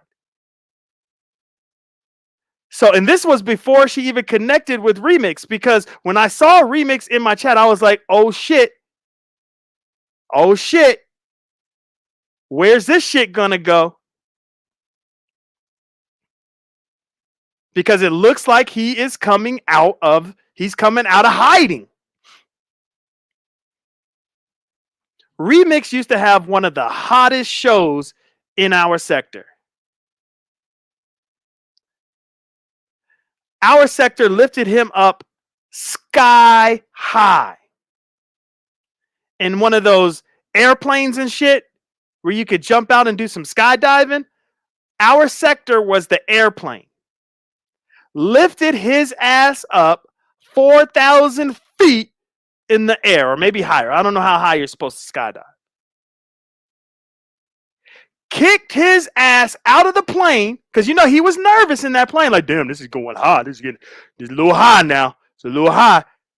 Our sector was like, don't worry about it. We love you, Remix. Here's some cash apps. Keep getting them higher and higher and higher. Remix is looking out the plane like, nah, everybody looking like ants. I can't even see people anymore. What the fuck? Y'all got me way up here. This is nice. This is nice.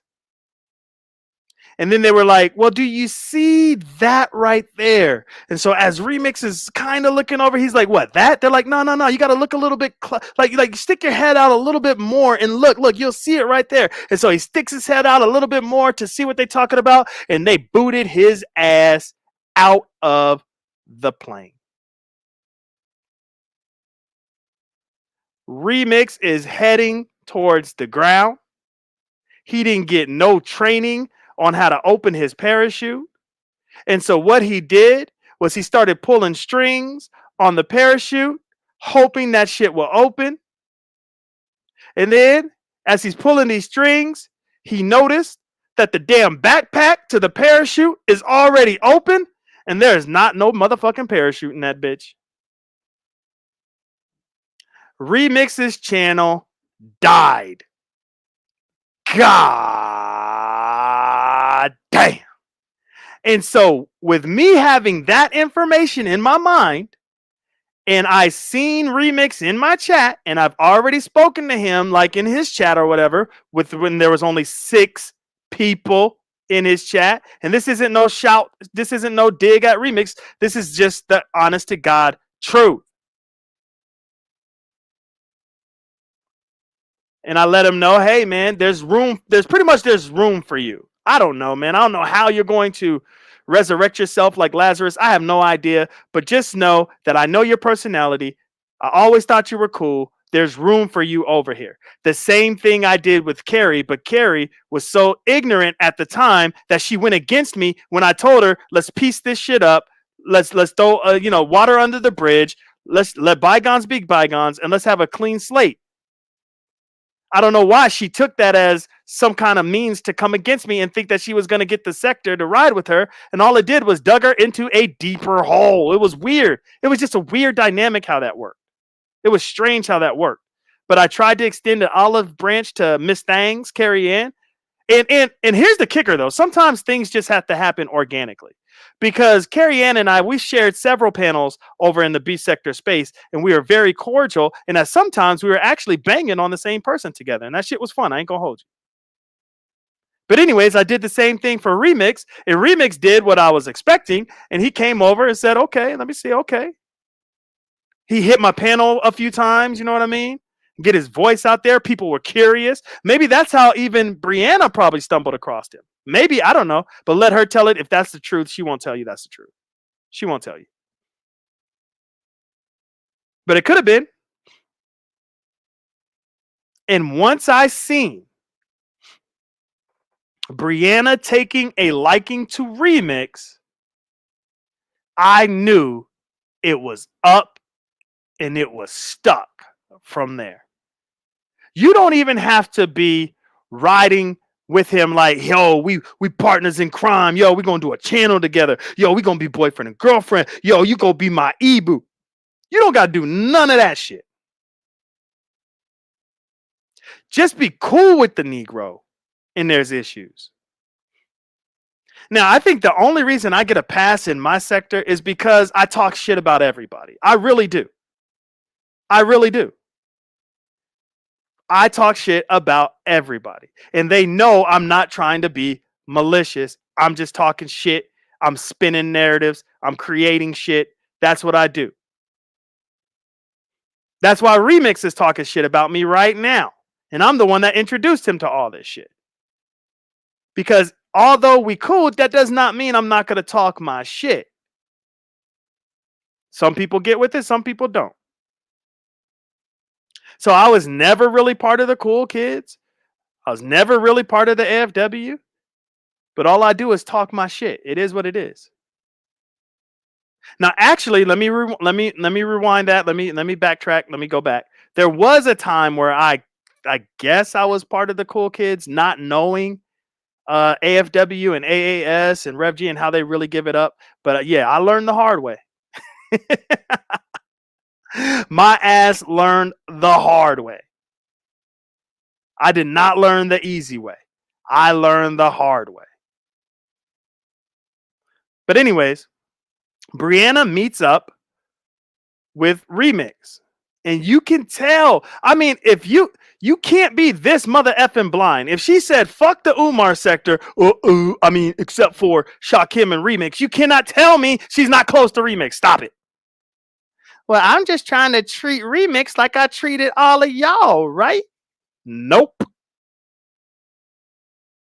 Because if it was fuck the Umar sector, then Shakim would be gone and Remix would be gone. And the people that I still seen typing in your chat, they would have been gone. So once again, somebody got overly emotional, spoke out of the side of her neck, and said fuck an entire sector, and she's trying to talk her way out of it and backtrack and backpedal. And it's not a good look. You might as well embrace the fact that you chose Remix over the Cool Kids. Just embrace it. And now it's gotten so crazy. Now this is a saying for my sector that I'm from, because y'all are gonna know the dynamics to this and how deep and nasty this shit is. And some other people from other sectors will know, but probably not on the same level, only because we've been at this shit for 4 or 5 years. It has gotten so crazy that I was over at Shakim's joint and Remix is a moderator. Stop.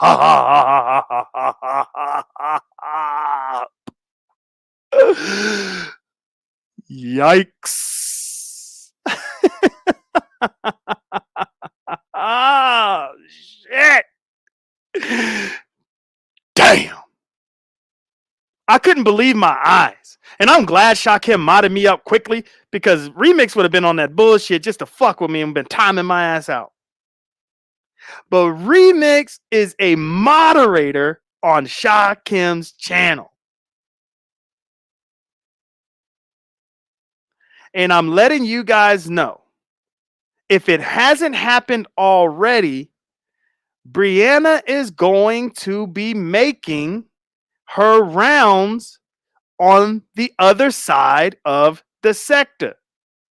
And all I said in my theory, in my thoughts, in my hypothetically speaking, of course, all I said is I kind of understand Brianna's personality and how she gives it up.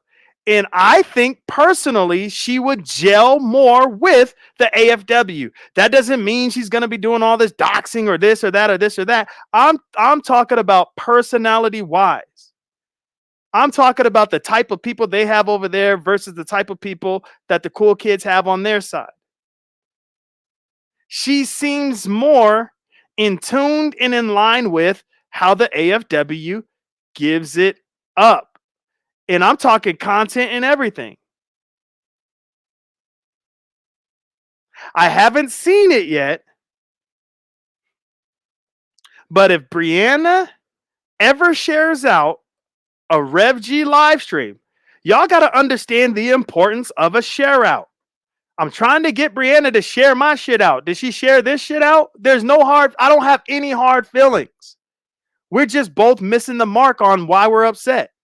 You can't really see why I'm upset. I can't really see why you're upset, but we're both visibly upset. So let's just let bygones be bygones and move the fuck on. It is what it is. I don't have to drag you through the mud. I don't have to dox. I don't have to do that. I don't have to try to pull support. I don't have to verbally announce that I'm not fucking with you. I heard that's what you did with me and my entire sector. Stop. But I don't have to do all that shit because I understand. I am a critical thinker. I'm a logical thinker. There is no way we're going to see eye to eye because she doesn't see that I have an issue and I can't see that she has an issue. So if you can understand that that's what's going on, you move the fuck on. There's no reason to try to pull somebody into your perspective and for somebody to try to pull me into seeing how they see things. It's just, it is what it is. At this point, it is what it is. She gels more with the AFW. That's just my thoughts. That's just my thoughts. Now, when she said, fuck the Umar Johnson sector, I'll take each and every one of them out one by one, fuck them. when she said that, right? Ray Triggs got offended, rightfully so. For whatever reason, Brianna thinks that Ray Triggs needs to be a mind reader. She said, when I said fuck your entire sector, why did you think I meant you? Probably because I'm part of the sector. Duh. Like, what the? Seriously? WTF. How are we supposed to take that? And then you say, with the exception of Shakim in Remix. You didn't say with the exception of Ray Triggs, with the exception of Mrs. Merv, with the exception of Miss T. Pree, with the exception of Speak Easy, with the exception of Binary, with the exception of whatever. Of Stephanie Collins, with the exception of whatever. You said, fuck us. And I think you gave a slight exception for Stargate. And when you did that, outside of Shakim, you are aligning yourself up with, these are your exceptions, don't forget, with people that are more AFW minded. Nothing wrong with that. All I'm saying is that's all I said on that, was it Sunday or Saturday? I can't remember when I went live. That's all I said on that live stream, is that I can see this happening, and it happened, and you're upset. Lord. So now that the Umar Johnson fiasco is slowly dying down, nobody on YouTube is really checking for that anymore. If you are in the Umar Johnson sector and you start doing Umar Johnson content, there's something wrong with you.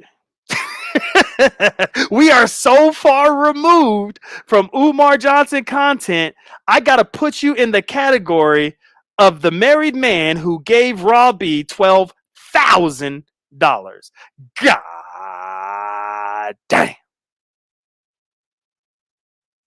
At this point, if you want to start doing Umar Johnson content and you're from the Umar Johnson sector, denounce the sector, move as far away from it as you can, then start doing Umar Johnson content where none of us can find you. Because we know how you really giving it up. And it's sad. Because at this point, that shit is pretty much dead. Umar's not really getting his school going the way that he needs to get it going. If you're really trying to start a school that's not part of a, I know you don't really franchise schools, but that's not part of a school district, or not part of, I guess you can, because we have a lot of charter schools that are popping up everywhere. If you don't start your school online, then it's a money grab. I don't give a damn. If you don't somehow, if you want a brick and mortar school, and if you're not already in the chain of events with these charter schools or part of a school district or some shit like that, if you don't start your school online or from your living room, something is wrong with you. Let me stop. I don't even want to go down that road. I don't want to go down that road. I was saying that to say this, because I could probably spend an hour or two talking about that shit, seeing that that's my area of expertise. But let me cut that shit out. The anti-fraud warriors, they haven't shifted away from Umar, but they expanded their reach. And I was part of their expansion, not saying I was a part of their expansion, meaning like I was helping them. I was a part of it when they decided to turn their gaze on public servants. That is the whole mission of the AFW. They are looking at public servants that are on YouTube or any social media platform that are operating outside of their policies, they are looking to course correct that shit and make you change your behavior, especially if you are saying you are for the black community.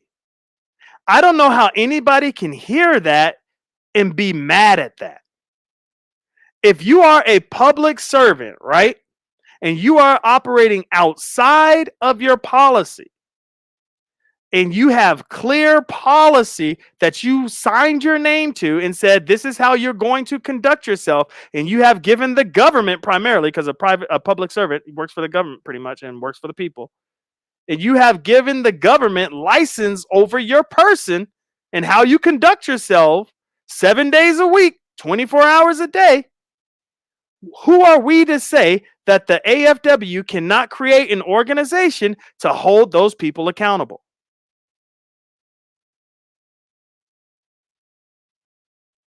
Now, there are a lot of us that come on YouTube and we know we're not trying to get super malicious. We know that we're not trying to really ruin people's lives and take their jobs and shit like that away from them.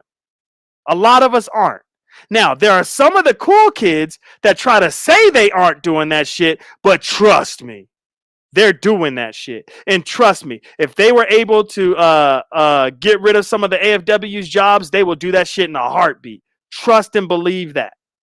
I don't give a damn. I don't give a damn who you are in that chat. If you deny that shit, you know you full of shit. There are some of the cool kids that want some of these Negroes jobless. You already know that.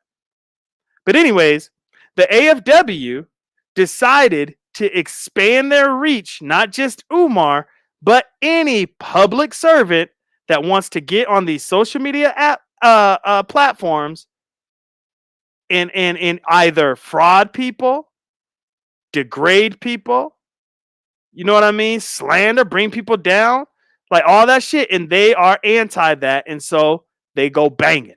They will bang on that. They will contact your job on that bullshit. If you're saying that you are a whatever public servant, let's just say you work for, I don't know. I don't want to start doxing nobody, but let's just say you work for the government and you're a public servant and you're on YouTube, and I mean you are cutting up. There was a preschool teacher that a camera crew, not a camera crew, but you know, some YouTubers rolled up on her. She's a preschool teacher. She's having fun. Like there's electricity in the air. She's downtown. I don't know what town she's in, but she's downtown. You could tell she might have been at the bar. You could tell like she was just chilling, enjoying herself, just chilling. And the dude with the camera rolled up on her and was asking her, like you could tell they were vibing. It was just asking her real tongue in cheek, like how you give it up in the bed. And she said, you know, you got to hot chewy that shit first before, you know, you really want to give it up. You got to hot chewy, you know, you got to like hot chewy that shit. I thought that shit was hilarious. I thought that was the funniest shit in a while that I've heard. Do you know that right there got her fired from her job? God damn. She got fired from her job because she's a public servant. They didn't need the anti-fraud warriors for that. They didn't need any of that shit. All they needed was that video to go viral, and she was gone. She was operating in the capacity of her real life, quote unquote, that she's not on the clock for.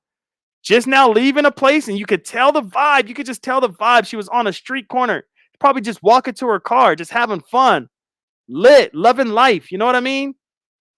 Just the vibes were real. And she got caught up in a moment, and she let these people know the truth about how she gives it up. And I bet you her boyfriend or her husband was proud of her. Like, yeah, girl, yeah, girl. You know, I love that hot girl. Shit. You let them know the truth.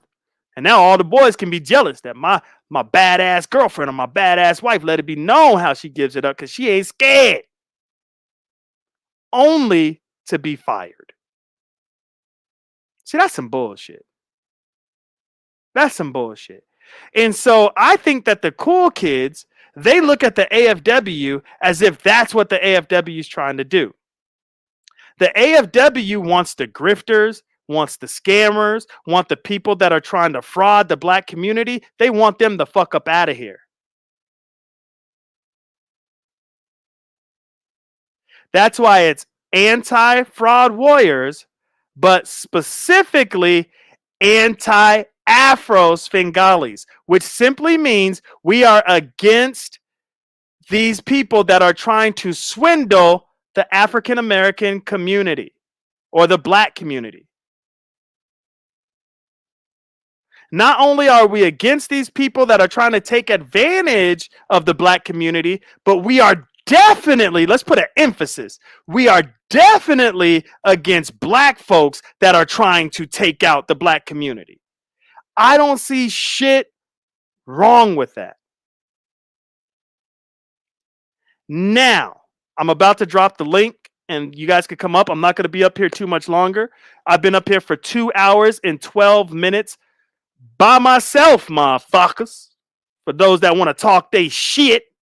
And I've been maintaining, I guess, I don't know. Maybe the chat numbers have been gotten low, but every time I look up, I see that I have at least 100 or so folks in the chat. So for y'all punk ass B words that say I can't do shit, that's fucked up. And I love it though. Keep talking your shit. Keep talking your shit. keep talking your shit. I don't understand though. What is wrong with somebody that's trying to that has a passion for, that has dedicated their YouTube space in time and energy and effort to defend the black community against people that primarily look like them? Now, it's not only people that look like them, but they put an emphasis on that. That's why it's anti-Afro-Svengalis. They put a emphasis on that. But they will go after any fraud, especially if it's harming the black community. So there's that. Now, let me just say this before I drop the link. They're back and forth with the cool kids. I don't see where the fraud lies. Now, when I drop this link, I'm pretty sure some people might come up and be like, well, let me tell you about D. Durrell. Well, let me tell you about Anti-Afro-Svengali. Well, let me tell you about Rev G. Well, let me tell you about T. Pre. Well, let me tell you. And guess what? I am going to shut my mouth and I am going to let them tell you. If they want to tell you about these people, if they want to come up here and hit the panel and air out people's dirty laundry and all that shit, I am going to let it happen. The only thing I'm not going to do is allow you guys to dox people down to their socks. Like you're not going to be using real names. You're not going to be doing any shit like that. Just please don't come up here doxing. But if you want to tell some public information, if you want to air people out, if that's what you want to do when I drop this link, I'm just going to shut the fuck up and let you handle business. I might ad lib because that's what I do. And now there's people in the B sector that got issues with my ad libbing. I wish that motherfucker would just let MBK talk shit. Why he got to do all that ad libbing? Damn, that's what I do. I'm sorry. Even Ness at first had an issue with my ad libs. But I can't change who I am. Now she don't care. Now she knows when I drop a damn, it's a real damn. It's like, damn, you cooking. Damn. It's real. My ad libs are only there to let the person that's speaking know that I'm really listening. That doesn't mean I agree with the person. That doesn't mean any of that shit. That just means, oh shit, you saying some shit. I like my ad libs. Y'all ain't shit, man. I swear to God, y'all ain't shit. On everything, y'all ain't shit. All right, here we go. Let me get my ass in the chat. Before I drop this link, let me see if there's anybody that showed up that are part of the mod squad over here, the codification squad. Let me see. Oh, She Love is here. Let's go, She Love. She Love has went through the boot camp, the Code Fam moderators boot camp, and has survived the boot camp. She Love got through that boot camp on day 1. I'm proud of her. So let me go ahead and add her as a moderator over here. Don't forget, guys, we will be going live over here. Let me get my calendar. We will be switching platforms. Come on, computer slow as fuck. All right. Oh, damn. Oh, shit, I need to do some promotion. We will be switching platforms Monday. What the fuck? You know what? No. We're going to be switching platforms. Wait, hold on. She Love should be a mod. Oh, she is. Okay. We're going to be switching platforms Tuesday. Let's do Tuesday. Monday is too soon. So I guess I will have to. Yeah. How are we going to do this? Because I want one more boot camp. I want one more moderator boot camp. So yeah, I guess we're going to be switching platforms July 2nd. July 2nd, 2024. That's a Tuesday. That is going to be the first day we're going to bring, guess what? The morning commute back. And it's going to be happening over here. So I got to let MBK know that if he's not already here. Let me see. Who else? Okay, so hold on. Let me check these guys off the list. RNY got her. Modstick, she's Codification Squad. Aisha, What Happened? Shauna, She Love, Gemini. Still waiting on Rodney. TSW, Life with Jamila. All right, the only person I'm really waiting on is Rodney and Beautiful. Rodney and Beautiful are the only people I'm waiting on. All right, so, damn, QI said drop the link. I got questions. And I want to do it like this as well. I'm just going to throw out this disclaimer for you guys. I am going to drop the link, but I do want to spend a few minutes with the person that's on the panel that's talking to me. So if you're in the backstage or whatever, I'm not going to not bring you up, but just know that I do want to spend a few minutes, because what happens is when your panel starts getting too full, you start losing sight. And then that person that might have had some good insight, it gets lost in the sauce. So that's how I want to do that over here. So, okay, let me go ahead and drop this link. And the only reason I really am live right now is because my wife had to go to one of her friends' birthday parties. And she was like, have fun, because she already knew. I was like, thank you much. And so here I am. All right, so here I am. All right, boom. There's the link. The link is pinned. Yvonne told me to stop playing. Stop playing with me.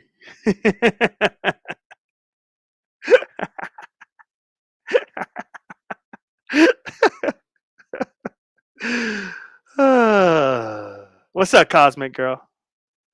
Ah, shit. Of course you'd be the first one to hit the motherfucking link. What's up, Spot'em? Good afternoon.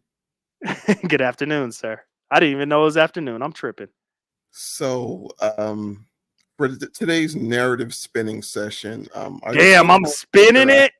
Damn. Go ahead, though. I'm gonna turn you up on your volume up. Go ahead. I'm spinning the narratives. Here we go. Shit. All right, just for transparency's sake, I got QI next, and then T Pre coming up right after her. Go ahead, Spot'em. So I'm just asking, are you still trying to get with those people? Is that you can't even say their name? Am I still trying to get with the AFW? Well, I can, but I don't like talking about the mentally delayed. So Lord Jesus, not the mentally delayed, Lord God. No, I'm not trying to get into the AFW, because I think I reached where I want to go on YouTube. You know what I mean? Now, if it grows from there, it grows from there. But I think me personally, I found my lane.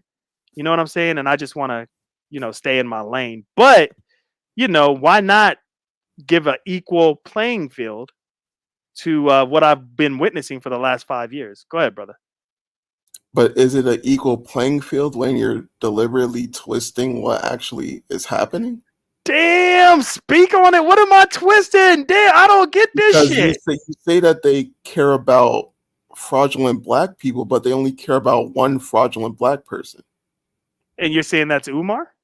Yes, that's literally the only fraud that they care about. All right, now they thought that some of the cool kids, quote unquote, or the conscious clientele, since I could talk to you, they thought some of them were frauding Come on, stop it. and scheming and scamming. That's what they But thought. Am I okay, tripping? That's what conscious they thought. clientele. You Mhm. D Darrell, who supported who? Umar. Yep. And I Okay. did. So where's the lie, Thank though? you Where's the for lie? But where's the lie? I don't get how I'm twisting the shit. Go lie ahead. is saying that they care about fraud. If they did, they wouldn't be supporting conscious energy. He's a fraud. God damn. These are facts. This is not conjecture or anything. That guy has what, 8 frauds that he's participated in, and they still support him. So obviously they don't care about fraud. Fuck. I hope somebody from the AFW comes up and clears that shit up. I mean, hey, that's a good They point. won't. They'll just deflect and say, "But you supported it," like they always do. They always deflect.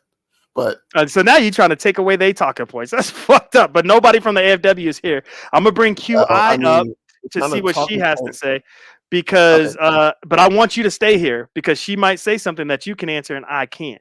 You know what I mean? So let me go ahead and bring her up, and then T Pre's next. And oh my God, do I even want to bring T Pre to the stage? I'm nervous. I ain't even gonna Whoa. hold you. I'm nervous. She's probably gonna write in the private chat. You better bring me up, Negro. I'm gonna fuck you up. But what's up, QI? What's up? Peace and salutations. I have to, thank you for giving education on the AFW because I Okay. did not. I'm not aware. I wasn't aware of the AFW as a group. I Okay. am aware of the players.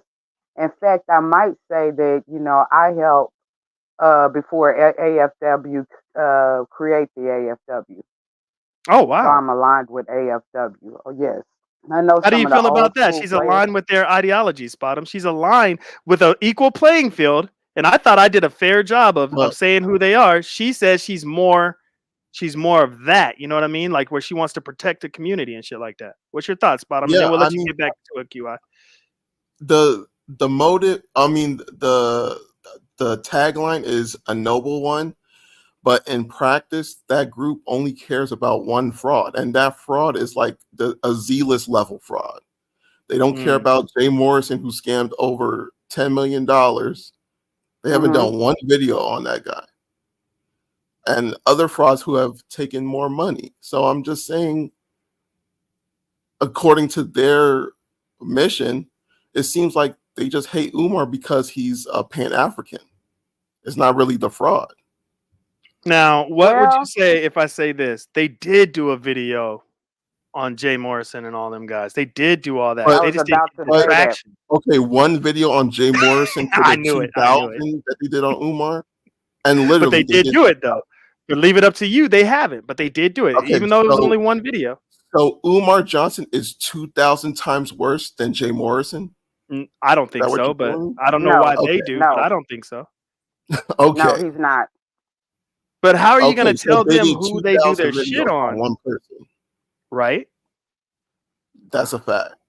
That is So I'm true. just saying, All right, QI according to did the have some narrative that you're questions. spinning, it's not It's factual. not. I'm not spinning it. I don't know how I'm spinning it, but Okay, T Pre I will see let the us thing know. But let's. binary. Ha ha ha. He he. Well, let me just say this, okay? Okay, Mhm, whereas it appears because you're only looking at a small group, just like I'm, like before, I didn't know anything about mhm, AFW. However, I have been, a part of a lot of people, including Lennon Honors, Afro mhm. Spengalis. I don't know why I'm It's okay.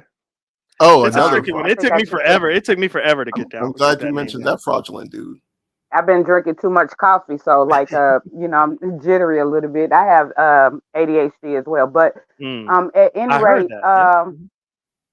at any rate, there has been people that go after specific groups. Like in order to go after groups, you have to know the research. Just like I'm not Mhm, well versed on everything that Umar has done and committed, but I do know quite a bit. I follow the people who are well versed.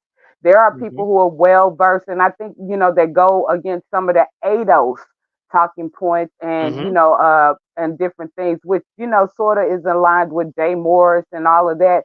So there are people who are aligned with AFW. However, they may not have any knowledge of AFW as a group as well, but they may just be like, like just like I could tell you some people from way back in the past. We've been doing this for a long time. My original name is Black Conscious Fraud Committee. And a lot of Oh, the okay. scamming, a lot of the frauding, and all of that stuff comes from the conscious community. These are Black people who, a lot of us gravitated towards initially thinking that, they were about Black progress. And we ended up finding out that, they were scammers, con artists, and frauds. And a lot of them were aligned with, a lot of COINTELPRO types of organizations. So, there are a lot of people out there, and they may not, necessarily carry the title line or the group AFW, but a Right. lot of them have been doing this for a while. So I'm gonna say, just don't go off of, and you have to have your knowledge. Like you can't go up against somebody, or you can't prove that somebody's scamming or fraud if you don't have knowledge. And then researching all of these different fractures, like researching ADOS. That's like American Indian history. I mean, that's like a lot of different things. So you have to have, the knowledge in order to, come back or debunk a lot of, the things that, or the propaganda or false talking points that a lot of these scammers and scamming groups put out. Yeah. Understood. Okay. Now with that, I'm gonna bring up Miss T Pre, and you stay up here too, QI, because I'm pretty sure you may have questions after Miss T Pre does her thing, because I'm pretty sure she don't have no questions. She just has some things that she wants to clear up. I'm pretty sure. So let me go ahead and bring her up. What up, T Pre? Hey, Chloe.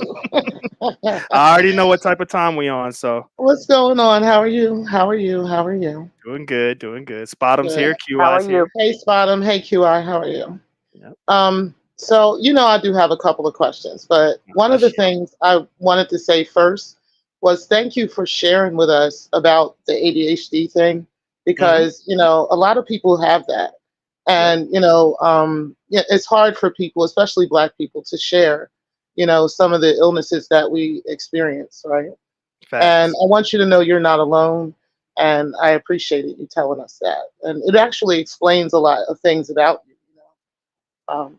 It helps give a better perspective of that. So thank you for that. Yeah, I no did doubt. want to preference the conversation with that. But I also had another question. Okay, now we're going to get to the meat. Now, you said that you feel like it's perfectly okay to have the mindset that the AFWs have. Did I hear you say that? Right. And do you still feel that way, or were you just saying that? No, let me know why that's wrong. Okay. Well, let me ask you this, because we know, you and I both know, just like he was saying, just like Spottum was just saying, that they do not go after people who commit fraud.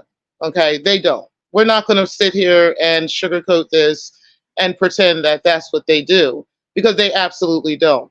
There are hundreds of thousands of Black scammers out here. Okay.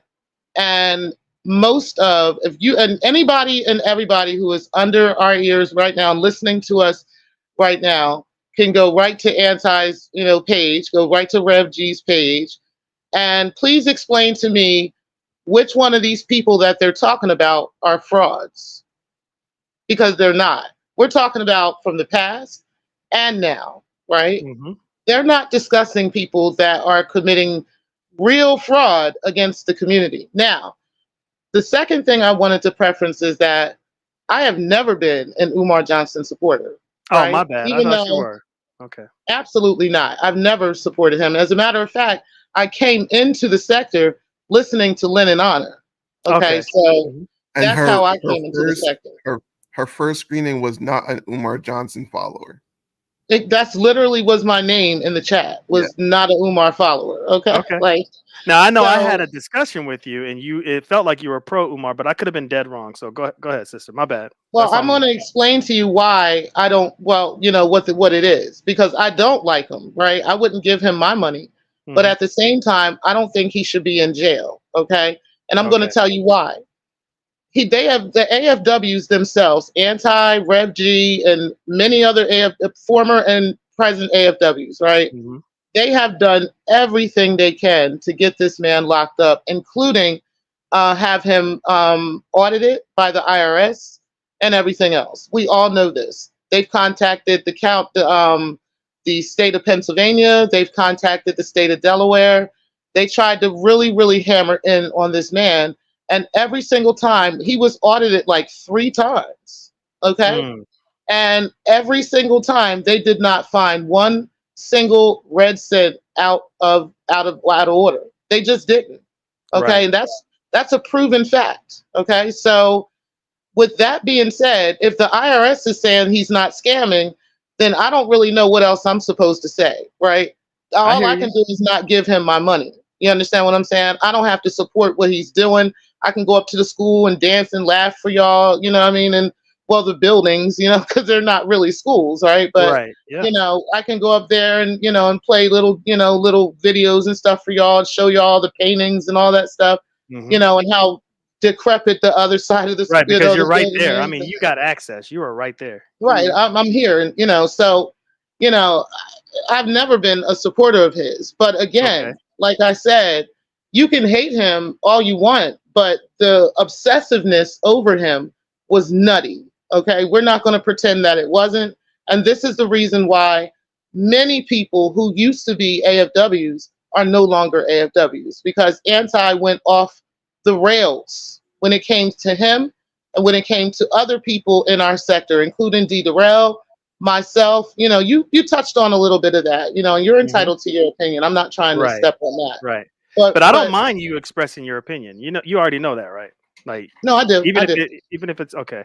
Now, this is what I really want to do, T Pre, because Carrie is backstage. I'm about to bring her up in a second, but I want Spotum to give his thoughts, QI give her thoughts, and then and then you, T Pre, and then Carrie's gonna come up and chime in. But let's keep this thing rolling. So, what are you thinking right now, Spotum? As you heard Miss T Pre give us a little bit of her history. I think is accurate, and it just I don't know what's going on through your head when you're spinning these narratives, and I'm not trying You to still haven't showed me which narrative I spent. Now, just because I'm not as dogmatic stop as it. you I guys already are, does come not on, mean that I'm stop. spinning Come on, narratives. But go ahead. come on, stop it. I'm But not I will say spinning no narrative. it's a masterful spinning. So I mean, if that's what you like to do, go ahead and do it. I'm just gonna say that posturing them as anti-fraud is a fallacy because of the fact that they only care about one person. We know there's thousands of fraudulent people out there leeching off of black folks. I Hmm. think Umar is not the worst person doing that fraud, in my Right. opinion. But I don't know There's why they all these gravitated payday towards loan him, but they people that they did could though. go after. They could go after these rush card type businesses. Why are they ignoring those? Oh, because it's actually hard work to do that. It's Mm, easier to go after a guy like Umar who posts his whole itinerary for the whole year of where he's going. mm. So I'm just saying, armchair activism is not really, Not something to armchair be activism. applauded. God Mm. damn. All right, QI. That's what Damn they it, are, though. bottom. That's literally what they are. I thought they were out making Um, moves, but go ahead, QI. I can agree with T-Pre. Hmm. um, to the point that I do think that a lot of activists, and we're going to call them activists or advocates against fraud and for Black progress, I think a lot of them do get obsessed with certain people. Mm, Me myself, because of the ADHD, maybe I move around. Like mm. basically when it's hot, I'm in there, and when it's not, like I go to like the next one. Because they all have their hot moments. Like Young Pharaoh had his little hot moment out here. Facts. Uh, Polite, brother Polite had his little hot moment out here. So when it's hot, I'm in there. The Nuwabians, Dr. York, I can go on. The list goes on. Of Mm, campaigns that I've worked on. So I do agree, and that's one of the things. Nature Boy, that's and with the Nature Boy stuff, that got so sickening. That got so it's sad that he even has his own sector. But I'm just mm. saying, yeah, I can agree to that extent. I think that some people, they do get a little obsessed with, when it's like it starts out a good thing and it becomes a little obsessive to some extent, to almost the point that they look like fans. Okay. I mean, that's a good observation. And I think that's what Spottom's trying to get at. He thinks there's an obsession towards Umar. But Umar, let's not forget, he did fire back. And he is the one that doxed Anti-Afro Svengali and probably lit that fire under her. And I'm not trying to cape. That's just the truth. I'm going to let Miss Thangs up now. But T Pre, go ahead. You got the floor. Okay. Hey, Miss Thanks. And keep in mind, too, that Anti was actually a strong supporter of young Pharaoh. Okay. That's number one. So, that completely debunks the entire theme that she is somehow, this person who is upstanding, who is looking to, help and serve the Black community and all these other bullshit. We know that's not true. Okay. The bottom line is she is an obsessive compulsive person, and she tends to go after she latches onto you. She tends to go after you. Hold on, someone has a question for you, T Pre. I think it was sorry, QI. I think she's asking because she wants clarification on what you're saying. Go ahead, QI. What was your question? Is she still a strong supporter of young Pharaoh? Because I can understand back in the earlier days, but now she's still a supporter of him. She's still. I didn't even know that. I didn't know anybody supported young Pharaoh at this point. Yeah, go ahead, she's made videos in regards to that and her support of him, like within the past, I would say the past year or two. But yeah, so that's one thing. But then here's the thing, Binary. I hear you, right? But the idea of you saying that, it's perfectly okay to have their mindset, I'm wondering if you felt that way when they called your job. Like, she actually contacted your job and tried to ruin your life over roasting on YouTube. That did happen. This isn't something that, I don't feel like what happened with you and her really was warranted. I don't feel like you had, you should have lost your job over that. You understand what I'm saying? Right, yeah. But she did. I didn't lose my job. So if y'all thought she said I lost my job, she's just saying I shouldn't have been in that position. But I didn't lose my job. I apologize. I don't mean to say it that way. Right. So, you should not have had your job contacted over you roasting on YouTube. That's just the bottom line. Okay. I don't care how you try to spin it, all this trolling you like to do. No, it's not okay what she did to you. Okay. And it was literally roasting. Even if, half of us didn't like the roast, right? We didn't like what you said and different shit like that. But calling your job was not warranted. Okay. And it irritates me when I hear you make, kind of, these excuses for her as if what she did was okay, because it wasn't. She tried to ruin you and your family's life. You have a wife and kids over YouTube roasting. Not okay. And you're not a fraud. You understand? You're not a fraudster, but she went after you. Right. So I understand that. I don't understand, but I'm gonna go ahead and hop down. All right. Okay. Well, thank you so much for coming up. And if you guys want to know, go ahead. If you guys want to know more about that story, that will be on members only. And I'm gonna let Carrie get in her bag. And Slander is here. I'm gonna bring Slander up. Go ahead, Miss Thangs. What's going on? Hey, and hello to T Pre. I missed her greeting on her way out, but I had my microphone on mute. Hey, Slander. Hey, QI, and thanks for having me up, Binary. Yep. Yeah, so I think a lot of what I was going to say was already said. I think that you're a very political speaker, Binary. So I think you have a tendency to both sides issues for like the appearance of objectivity, even when there is like I think you have a clear, even though there's a clear way to lean towards something in your mind, there's a clear when way. the evidence and the facts even lean heavily towards one interpretation, I think you have a tendency, like most politicians, to kind of both sides every argument, which can give the appearance of objectivity, but it really isn't helpful in like disseminating useful and honest information. So I understand your tendency to do that in the appearance of fairness, but sometimes that actually works against what's fair and what's true. And I think that might be what's happening here. I don't even know how anybody could observe this and say that, or even present the argument that they're interested in combating fraud, because combating fraud, even if and their only target in that arena has been Umar Johnson. But even with Umar Johnson, they're really they do a lot of the types of lowbrow comedy. They're just not as funny as us. As they tried to call your job over. A lot of it is over people being fat and stupid and sluts and star gapes, right? Making fun of that woman's vagina, putting a penis on her face, right? Before they brainwashed her and inducted her. Damn. Most of what they do is very lowbrow, poorly constructed comedy and foolishness against people who they have ideological differences with, including Umar Johnson. And it's not talked about very often, but the first video I ever made on YouTube was in defense of you when they went after your job, because you had made those jokes. Some of those jokes were racist, or could be at least interpreted that way. But I felt like context mattered, and I like created a YouTube channel to argue against what they were saying about you. I remember that. So it is weird to kind of hear you pretend like anybody could interpret their behavior as being anti-fraud. Like, I mean, in addition to the fact that the only person they've attacked on the grounds of fraud is Umar Johnson, and also the fact that they haven't attacked any of these other way more worthy targets, I do just think it's, to me, anybody that looks at their pages, this is a page that attacks Black people. It attacks our physical appearance. It attacks, they lie on our sexual conduct. They call us Jezebels and demons.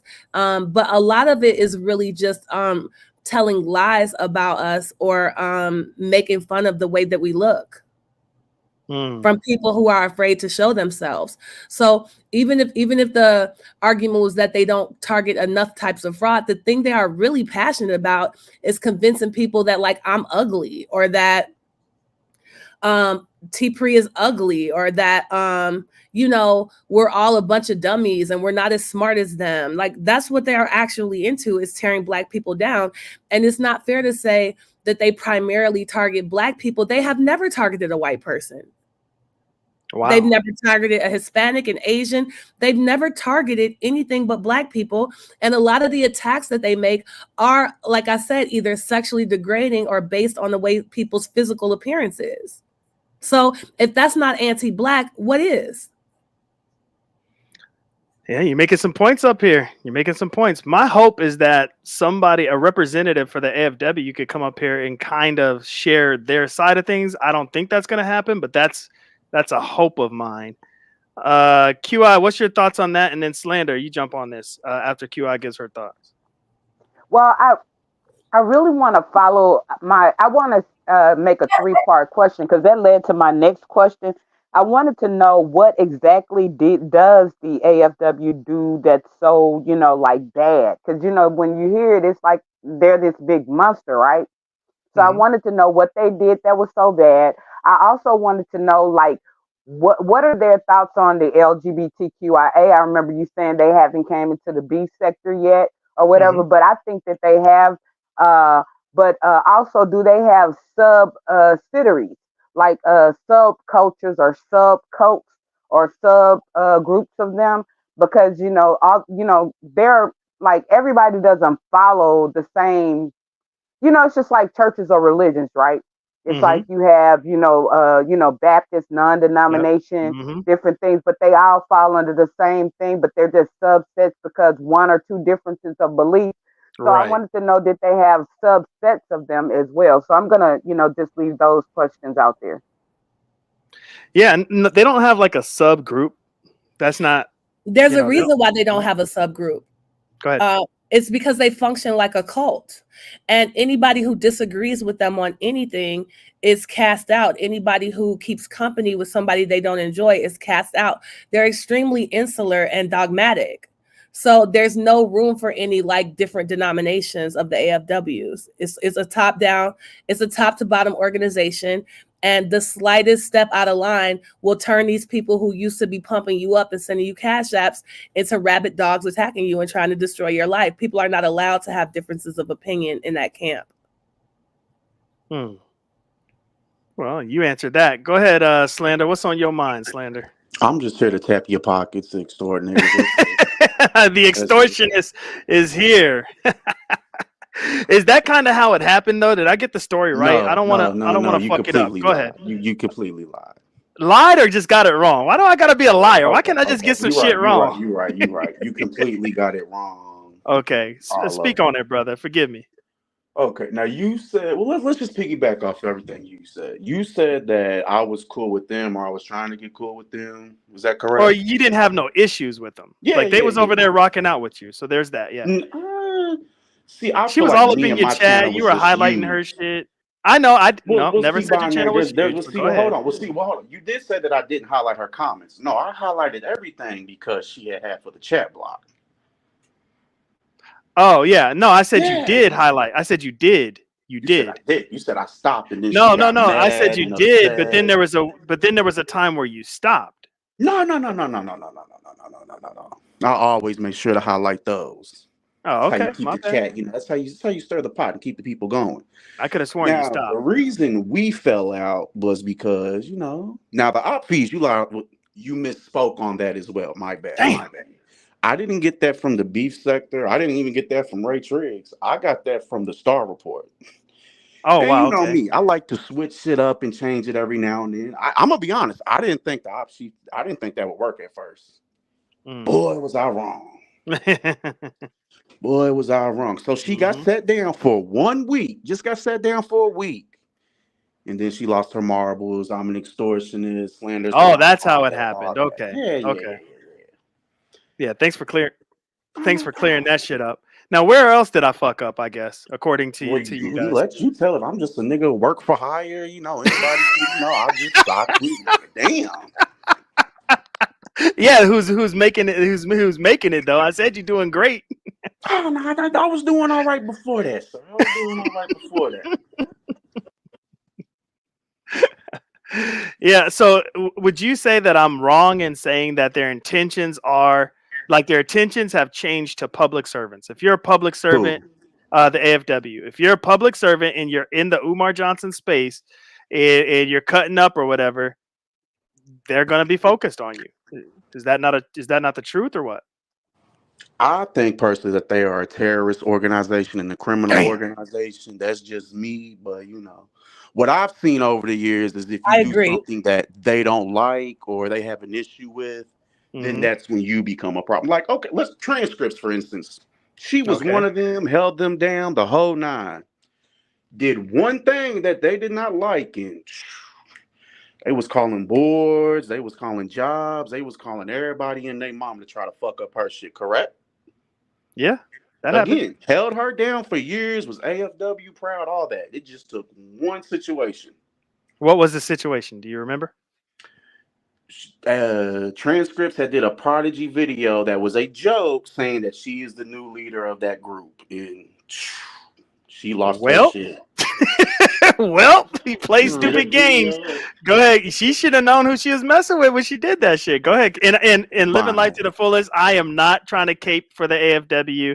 I'm not trying to do that. I'm trying to level out the playing field so that people with fresh eyes can look, and it gives our sector a little bit of traction. They can look at our sector and they can start making informed decisions instead of maybe being led in one way or the other. Go ahead, Can Slander. I say Forgive me. something? Of course. Go ahead, QI.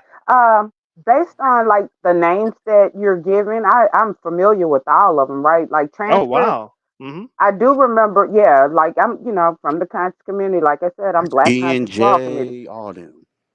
Okay. Okay. Transcripts is now over in the T sector, and I think I'm Yep. not sure because I haven't really watched, but she's after Jaguar Wright, I believe. Mm-hmm. Yes. So like someone was saying earlier that they don't target like the subsets. That's where the subset question came in at, but you're answering my question as we go along, and that's like pretty much where I said that a lot of people are being targeted, but it's by people that don't necessarily go under the guise of AFW. But once again, I really want to know, are they dark web, and how bad does like what do they do that's illegal, criminal, or so bad? I really want to know that because that Right. helps me out a lot. Let me tap on that a little bit, but I don't want to be on record saying what I think they are because that's just not me. But I don't think they're dark web or that they're into any criminal activity. I just think that whatever like policy you're working under, if they can see that there's something they can get you on that policy and they believe that you're a detriment to the black community or frauding or whatever it is that they believe, they will go at that policy. They'll go at that specific thing. So they do a lot of research before they come at you. So there's that QI. Slender, I see you got something to say. I'm gonna let you say that, and then Miss Things is gonna go after you, and then Happy Life. I'm about to bring Now Happy you Life brought Go up ahead, Slender. policy, correct, Binary? Absolutely, yep. Now there is a person from our space. I don't want to put his name out there, but we'll call him the pool guy. You know what I'm talking about, correct? Right, okay. Now he just made a one diss song, and it wasn't even that crazy or not that great. His wife's job was reached out to and all that. Fuck, man. Nigga, I'm gonna go there with you, nigga. She has nothing to do with the online antics or none of that, and they went above and went after her. Now, I don't know about them contacting her job. I do know that they sent her some emails. But if you're saying this, I'm not saying you're a liar. I just don't know about it. You know what I mean? But I do know they sent her emails, right? Saying like, this is what your husband's up to. This is what he's doing. Am I wrong on that? Or is that? Yes, but they emailed her work job email. You get what I'm saying? Right. But they Not didn't like like the student contact her parents. supervisor saying she's fucking up. They just like contacted her to do her job. Okay. That was the warning shot. Had he continued, I think you and me both know what comes next. I don't want to assume, brother. I don't want to assume. Okay, I know you want to slap me in the back of the head. I know you want. We don't have to assume. Repeated history, past patterns Lord would Jesus. show what happens. There we go. Lord there Jesus. we go. All right, Miss Things, and then Happy Life, and then I'm gonna make a change up. Go ahead, Miss Things. What's on your mind? I as for the criminal, right? I think that they slander and dox a lot of people. I know that they regularly slander me. They lie about me having been fired. They've lied about me doing drugs. They've lied about my mental health. This woman is supposed to be some type of therapist or counselor, and she's spread malicious lies about my mental health for years. Not only that, I think that the way that she has targeted me in her, near constant attacks over the years, I do think could be considered at least unethical for somebody who's supposed to allegedly work in the service of other people. Like, not to mention that, what about all the false police reports they file? These people think that it's illegal to criticize them. They believe that wholeheartedly. So this woman has mass stalked me, or what do they call it? Gang stalked me by telling people to call the DEA and come take my guns because I do drugs. I don't do drugs, by the way. She gets these crazy ideas in her heads based off a kernel of information and just runs with it. And I do think that that's criminal. I haven't bothered to pursue it because, unlike her, I think the FBI has more important things to deal with than YouTube beef, right? If it's not affecting me in my day-to-day life, but the way that they harass and dox people, spread lies about people, and they do this is an organized attempt to intimidate and harass people on the internet. I think it's a criminal organization. Wow. All right. Thanks for sharing that. Happy Life. What's on your mind, big dog? And then after that, we're going to let QI speak, and then I'm going to Make a Change up. What's going on, Happy Life? All right. What's up, gang? This is the Dr. Binary halftime show. The afternoon. Okay. Yeah. Hey, Miss Things, Slander. You got me off the panel at one point, but that's all right, though. But it can happen again. I got Binary's cash up on standby. Yeah, I'm sure your hating ass gonna hit that cash app, whatever. But anyway, I got a quick question about the scepter. So, was everyone pro Omar at one point, and then they started splitting up because they knew Omar was scamming, and then they're like, okay, I'm gonna change the name to the Scepter because we don't believe in Omar. And then there's another group of people that do believe in Omar, so that's the split. Or maybe right, not. yeah, that's good. And it's majority the other way around. Not everybody was pro Umar. Majority was anti, but go ahead, Slender, you answer it. Go ahead, Slander. Okay, now you said my fault, Happy. What'd you say? My bad. Yeah, I'm here. Can you hear me? I'll answer it. He tripping. Oh, yeah, then he hung up. And he left. Damn. Go ahead, Ms. Banks. Almost nobody's pro Umar. Even the people who we're like in the second phase of our sector. So in the first phase, there were a few Umar supporters, but now there's, I think, only one or two. And it's funny. I heard. Oh, go ahead, Slander. No, I was just gonna say in the beginning, Happy, there were people who were pro Umar, but after a while, nothing was happening with the school. Just everybody stopped talking about him. Even the AFW, they stopped talking about Umar after a while. That's true. Like Umar's just, yes, we are the Umar Johnson sector, but he does not move the needle over here anymore. Right, and I explained that, Slander, and I said that's when the attention kind of started coming on each other. You know what I mean? And they went in on D. Durrell. You know what I'm saying? So that's how that, So there's that. All right, let me bring Make a Change up here. Oh, go ahead. And the Will was trying to raise money for Umar, right? No, or am I Durrell was wrong? just pro Umar. No, Durrell was just supporting Umar. That's all. Not raising money for him, just supporting him. He'll give him money. Durrell doesn't need to raise money. Oh, thank you. Yeah. All right, QI, what's on your mind? What's happening? I'm gonna bring Make a Change up. Make a Change to go in after QI. So what you hearing so far? What's going on? What questions? What you got?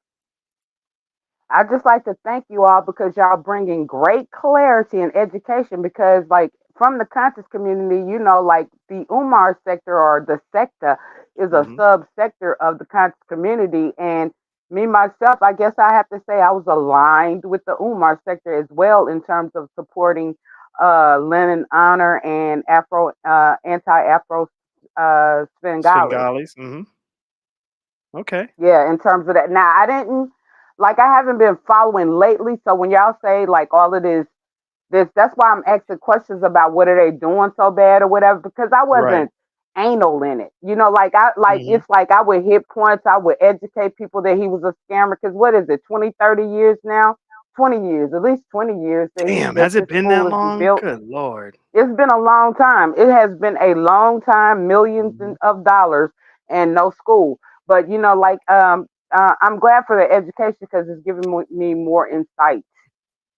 That's what's up. That's what's up. All right, Make a Change is here. What's going on, brother? Man? Could you hear me, man? Yes, sir. Man, you on one today, man. You on one today. Hey, one of the things you did say binary just a while ago is that people that might be a detrimental to the black community. Come on, man. You know it has nothing to do with that. I mean, hey, that's their mission statement, bro. I mean, you know that their premises is anti-fraud warrior. What fraud are they fighting though? Come on, you know they're not outside of Umar. It's hard to tell. Now they'll drop a video here and there on somebody else, but they do a lot of videos. But as of right now, it's different. It's different right now. I ain't gonna hold you. Go ahead. Real quick, Binary. When's the last time you seen them talk about Umar? Right, it's been a minute. Yeah, you're right. It's been a minute. So right now the focus has shifted, and I tried to explain that the focus has shifted, and you guys are kind of looking at each other now. So it's a weird dynamic. It's shifted to what, Binary? Can you be more specific?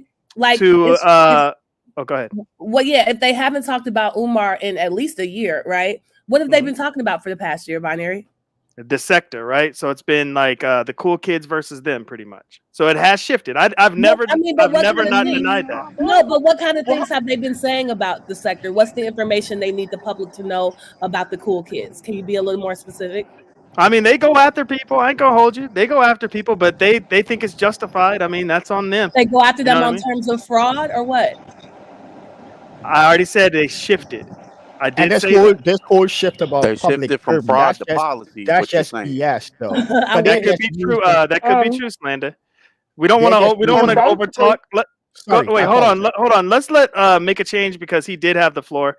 So we're gonna let Make a Change, and then we'll let Miss Things, then we'll let Slander, then we'll let QI. Go ahead, Make a Change. And this premise that they're basically protecting in regards to public servant, that they're just going after them, people that's doing thing against their job. No, that's the angle that they're using to try to attack people, try to get them fired and different thing like that. They're not really, protecting anything. Because what are they really protecting? Okay, I hear Well, what you're saying, and I said right based off of what you said because you made my point. Because there was a whole declaration that they made when they shifted and said it's more about public servants now. Do you remember that? They had like a whole like banner, all kinds of shit. It could have been when they got their LLC, but they pretty much said it's public servants now. It's not But you know just like that Umar and shit like that. I they're remember just them. It was using like a that as an campaign. Go angle ahead, make a change. to come after to go after because okay, so if they're public servant, would you say Rev G is a public servant? Right, and if Rev G started fucking up, then we could have ammo and be like, "Look, why aren't you calling Rev G's spot? Because he's fucking up." But according to them, he's not fucking up. But go ahead. Okay, according to them. Okay, I'll let somebody. I'll let it go wrong. I'll come. All right, go ahead, Miss Thanks. Oh yeah. A while ago, I had saw somebody raise a question in the comments. I thought was a good question. They said, "Did not make fun of somebody's appearance personally." Like, yeah, I did. That's what we do in my sector. It's a roasting sector, right? Right. I don't have a problem with the AFWs making fun of people's appearances. My thing is, we make fun of appearance. They make fun of appearance, but then they call our jobs and try to get us fired when we get the better of them. Like that's the difference. There's no reason these people should be watching our content if they don't like it. We're not hurting anybody. They just really are on some Black people respectability politics shit. And if you don't align to their view of how a Black person should behave, they want to destroy your life. But the crazy part is they're worse. The shit they say about, like, for example, I never put Anti-Afro, her little minion Stargate now, when she was angry at her, she put a dildo on her face. Nobody in my sector has ever done that to any woman in my sector. That's never happened.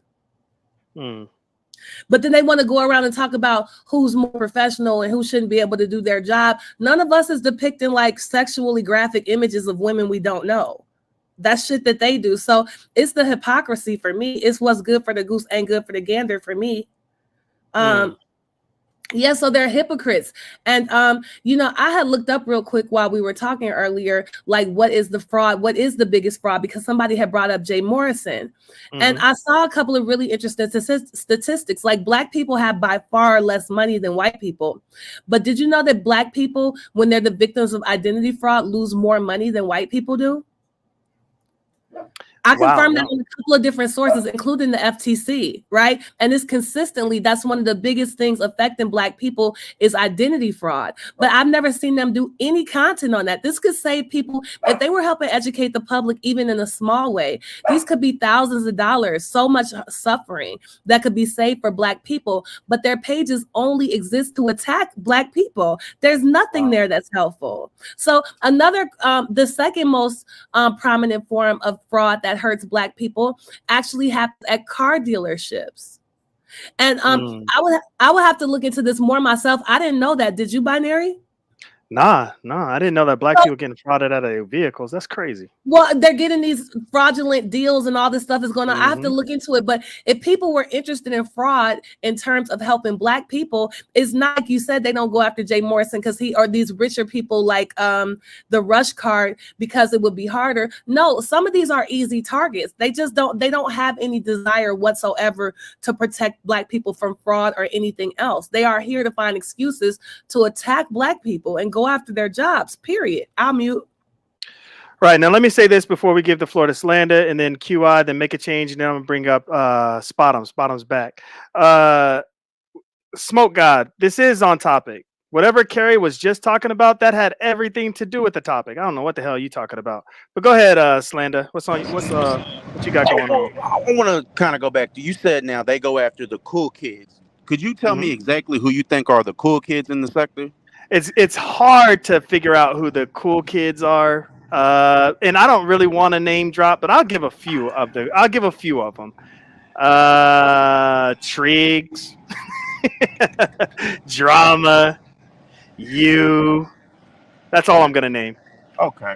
Well, you didn't say Carrie's name earlier, and they've been on Carrie's neck going hard. Right. Well, Carrie's not one of Carrie's not one of the cool kids, and I'm pretty sure she would admit that. She's cool now, but the whole sector was on her ass for a second there, so we ain't gonna pretend. What are you talking about? But you said that they went after. I'm talking about how the whole sector was after your ass. So he's trying to say I don't that know they're what you're only talking targeting about. you You mean because when you're. I first got in and roasted Darrell? Nah, you didn't know that. Like, even going through all the shit you were just going through, a lot of people were like, they weren't really vibing with you for a hot minute. I don't even know what you're talking about. I know when they came Binary. into my job, a lot of people supported me. I don't know what you're talking about. Okay, I'll leave it at that then, if that's what you think. Go ahead, Slender. Are you gonna finish your thought? But no, like I was saying, but you said that they, but okay, but like I said, Carrie isn't necessarily considered a cool kid in your opinion. I think she's the shit personally. I fucks with her, but that's just me. Right. But where does even Make a Change? You didn't say his name. He caught some smoke from him. Spot him. Same thing. They're not necessarily the cool kids, but they got They're smoke part of from the. those They're people. part of the cool kid side. They are. All right, so here they go. Okay, I didn't hear No, you they say their are. names. I just didn't think No, you Carrie are. was part of it. Okay, what What about are you Mac and talking Spot 'em? about? I am the sector. What the fuck are you talking about? Lord Jesus, help us. No, I God mean, really, dang. I don't know if you looking through biased lenses, but you sound crazy. You're the What are you sector talking now. about? Lord help me. I've been Okay. the sector. What are you talking about? Lord Jesus, help us. But Okay. I'm gonna get out of here. I gotta do She's something. full I of had fun. shit. I want to do this again and continue this conversation. That's what's up, QI, it man. was very nice to meet you, and I would love to hear more of your opinions and thoughts on the sector as it is now, since you were from back in the day. Matt, Right. Spot 'em. Don't let this nigga slip. Get him. What are you talking about? I'm doing a damn good job. So it's gonna be QI, then Make a Change, then Spot 'em. Go ahead, QI. From what I'm hearing, what has happened in the Umar sector or the sector is no Mhm. different from what happens in any other sector. Let me give you a case Facts. example of Mhm. the Mo 3 sector. I mean, you had, like you had people on two different rapper sides. And, this all started over rest in heaven, the slain rapper Mo 3. Mhm. So, and it also happens in the beef sector where, like because of people's views or who they ride with, they divide. Like in the beef sector, it's like camps or different things of that nature. And Mhm. so, although maybe just like Umar, nobody's talking about Umar anymore. Nobody's talking about the root topic that was at hand anymore. But then you Right. still have all of these different fractions fighting. So that's what it appears to be to me. Mhm. No, and you're absolutely right. That's exactly what's going on. So, good observation. All right, what's up? Make a Change. I know you got some shit to say. No, and just piggybacking, it's they roast, everybody roasts, but the problem is when they roast, when you roast them back and you get the better of them, then it becomes a issue. Like for instance, they could roast and they could say make all kind of sexual innuendos against people, but if you just like that's like the G Gates thing with them calling his mom, I mean his wife, I'm sorry. Mhm. Mhm. Let me give you a perfect example. Why I was in propane chat one day and AES came in and she started to call me missing a cock or whatever. That she switched my name to that. Okay. I could have gotten offended to that and say, Mhm. well, that's sexual harassment. But if you make the same joke towards her, it becomes sexual harassment, and then she contacts your family member. And that's the double standard. They're allowed to say whatever, make jokes about whatever, but if you make the same exact joke towards them, it becomes sexual harassment. And that's the stuff that is seems to be a huge double standard. And what they do, once again, is if they have your job information, then they take that information. In your case, same thing like you don't talk about your situation. I will. Members only, but go ahead. Okay. You were roasting, and I didn't think you were just roasting. Same thing, everybody was roasting you. You was roasting back. All of a sudden, it became that you're anti-black woman and stuff like that.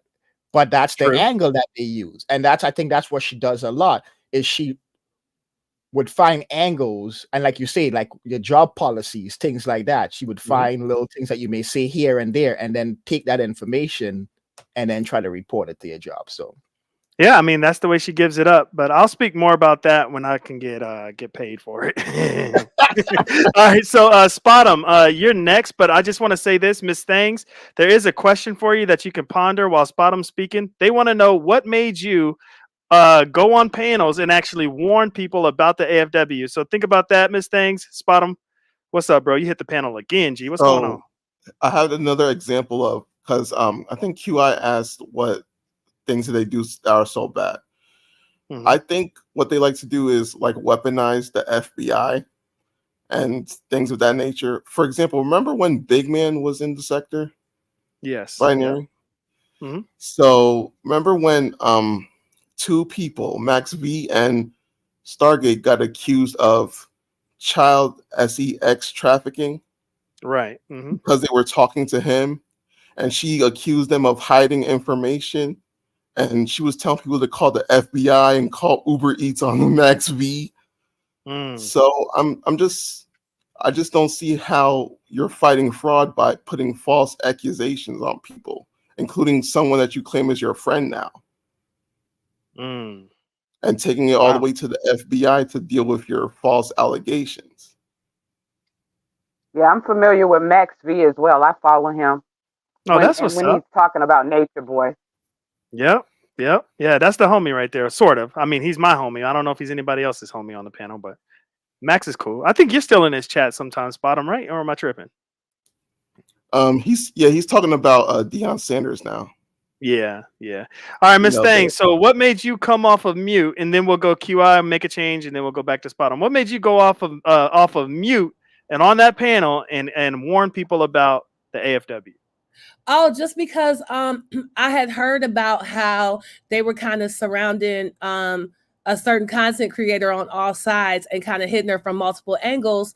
And she was already going off on her audience talking about she wasn't part of the beef sector or something like that. Like I heard it, like we had all seen like you know, her getting approached by these people, or I knew it was happening.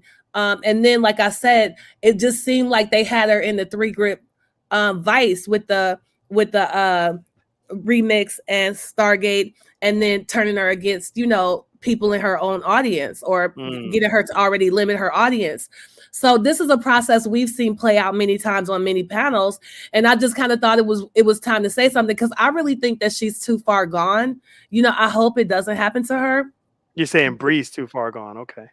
Yeah, and I'm trying not to continuously keep this person's name in my mouth. So respectfully. Right. I'll put the name out there, but go ahead. I get you. Okay. So yeah, I just kind of see them doing it to her. And it's just like, maybe if I tell people in that sector because this person might be too far gone already, right? But maybe if I at least put the word out, it would protect other people in their community from falling prey to these like dangerous predators. Damn. And so, yeah, that's it. It was just a warning. I don't think that the person we're talking about would listen to a warning. So I don't really think I could help them. But I'm like, maybe if I could tell these people what's about to happen before it happens, they'll believe me that this is why it happened. Right. Instead of me trying to tell them it after it happened. Right. And you know what's crazy, and then I'll let QI speak on it. But if you don't want to respond to what I'm about to say, or you can finish whatever you was going to say. What's crazy is when you said that, do you know how much flack I caught for that? People are saying that I said her channel was going to get destroyed, or that they were going to come in and do this and do that. Like, I guess because of the thought that I said on my backup to the backup, saying, hey, I could see her aligning herself up with the AFW. And so they took what you said, they left your name out of it and gave me all the heat. I'm like, well, who said it first? As far as, well, I never said they were going to come in and take her channel away. I mean, you mentioned them. Who said that? Did you say that? Well, I did bring them up first. I brought them up first. Like I said, the trajectory, it looks like Bree is moving more towards the AFW. So I did bring that up, and I said my thoughts about it. And then, but you came in and said what could potentially happen. You said like they could. You know what I'm saying? And so, but I just letting you know, I caught heat for that. Go ahead. One thing I learned about this though is that when it comes to somebody like being recruited into a cult-like organization, that by the time you're ready, by the time you're gonna warn them because you see it happening, it's already too late. It's like cancer or something, you know, like it's already, by the time I'm telling them this is about to happen, it actually already happened. Just all those other steps haven't played out yet. Okay. I just wanted to clear that up because I was getting a lot of heat for that. And I never said they were going to be taking out channels. Like if you listen to a lot of the B sector content creators, they're on that tip right now as far as. Well, people are exaggerating what I said too. I never said that either. I said her channel would get smaller because that's what they isolate people and get, you know, they nurse that victim narrative or whatever. And they're just channel killers. So yeah, I think she'll always have a channel, but it'll, you know, they tend to limit people's growth growth and, isolate people from their supporters. Like they've Right. already started doing it. And I ain't So- even gonna hold you. That's what I got out of what you said. But you see how narratives really grow legs and just start zooming around these spaces. And that was the biggest thing. And I didn't even want to entertain the thought with other folks and jumping on panels and try to defend that. I just knew that there would come a time where you and I would get together and we could clear this shit up.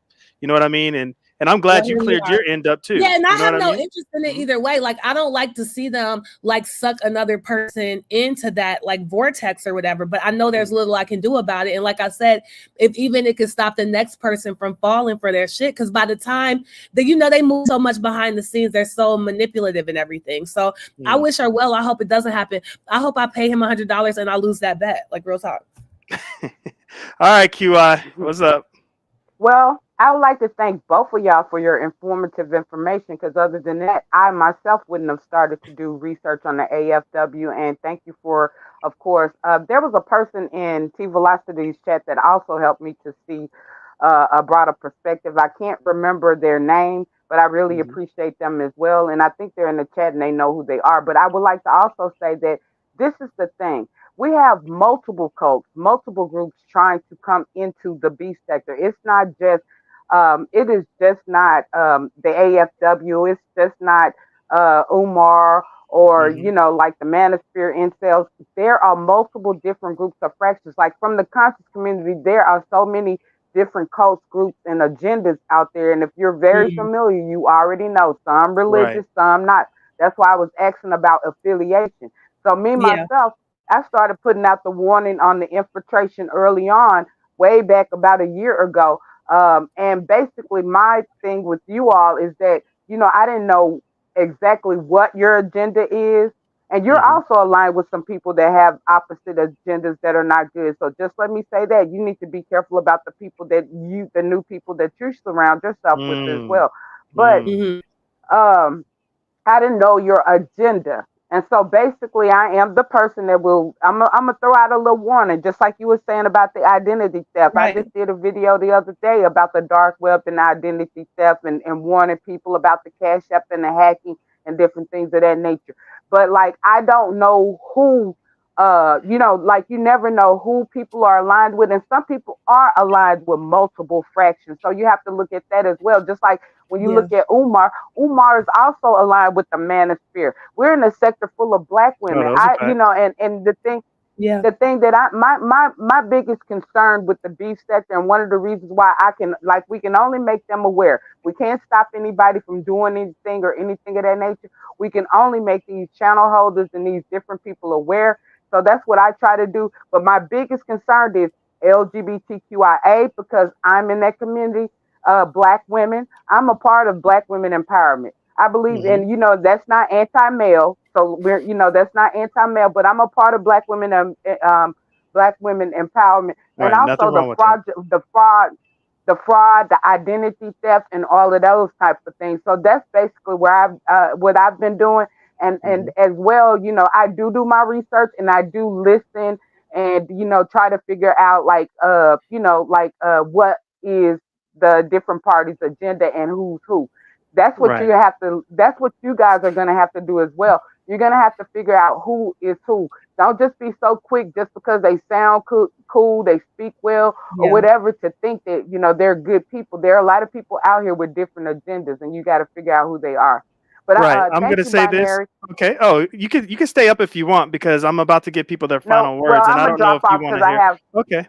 Okay. Oh yeah, I was about to end it.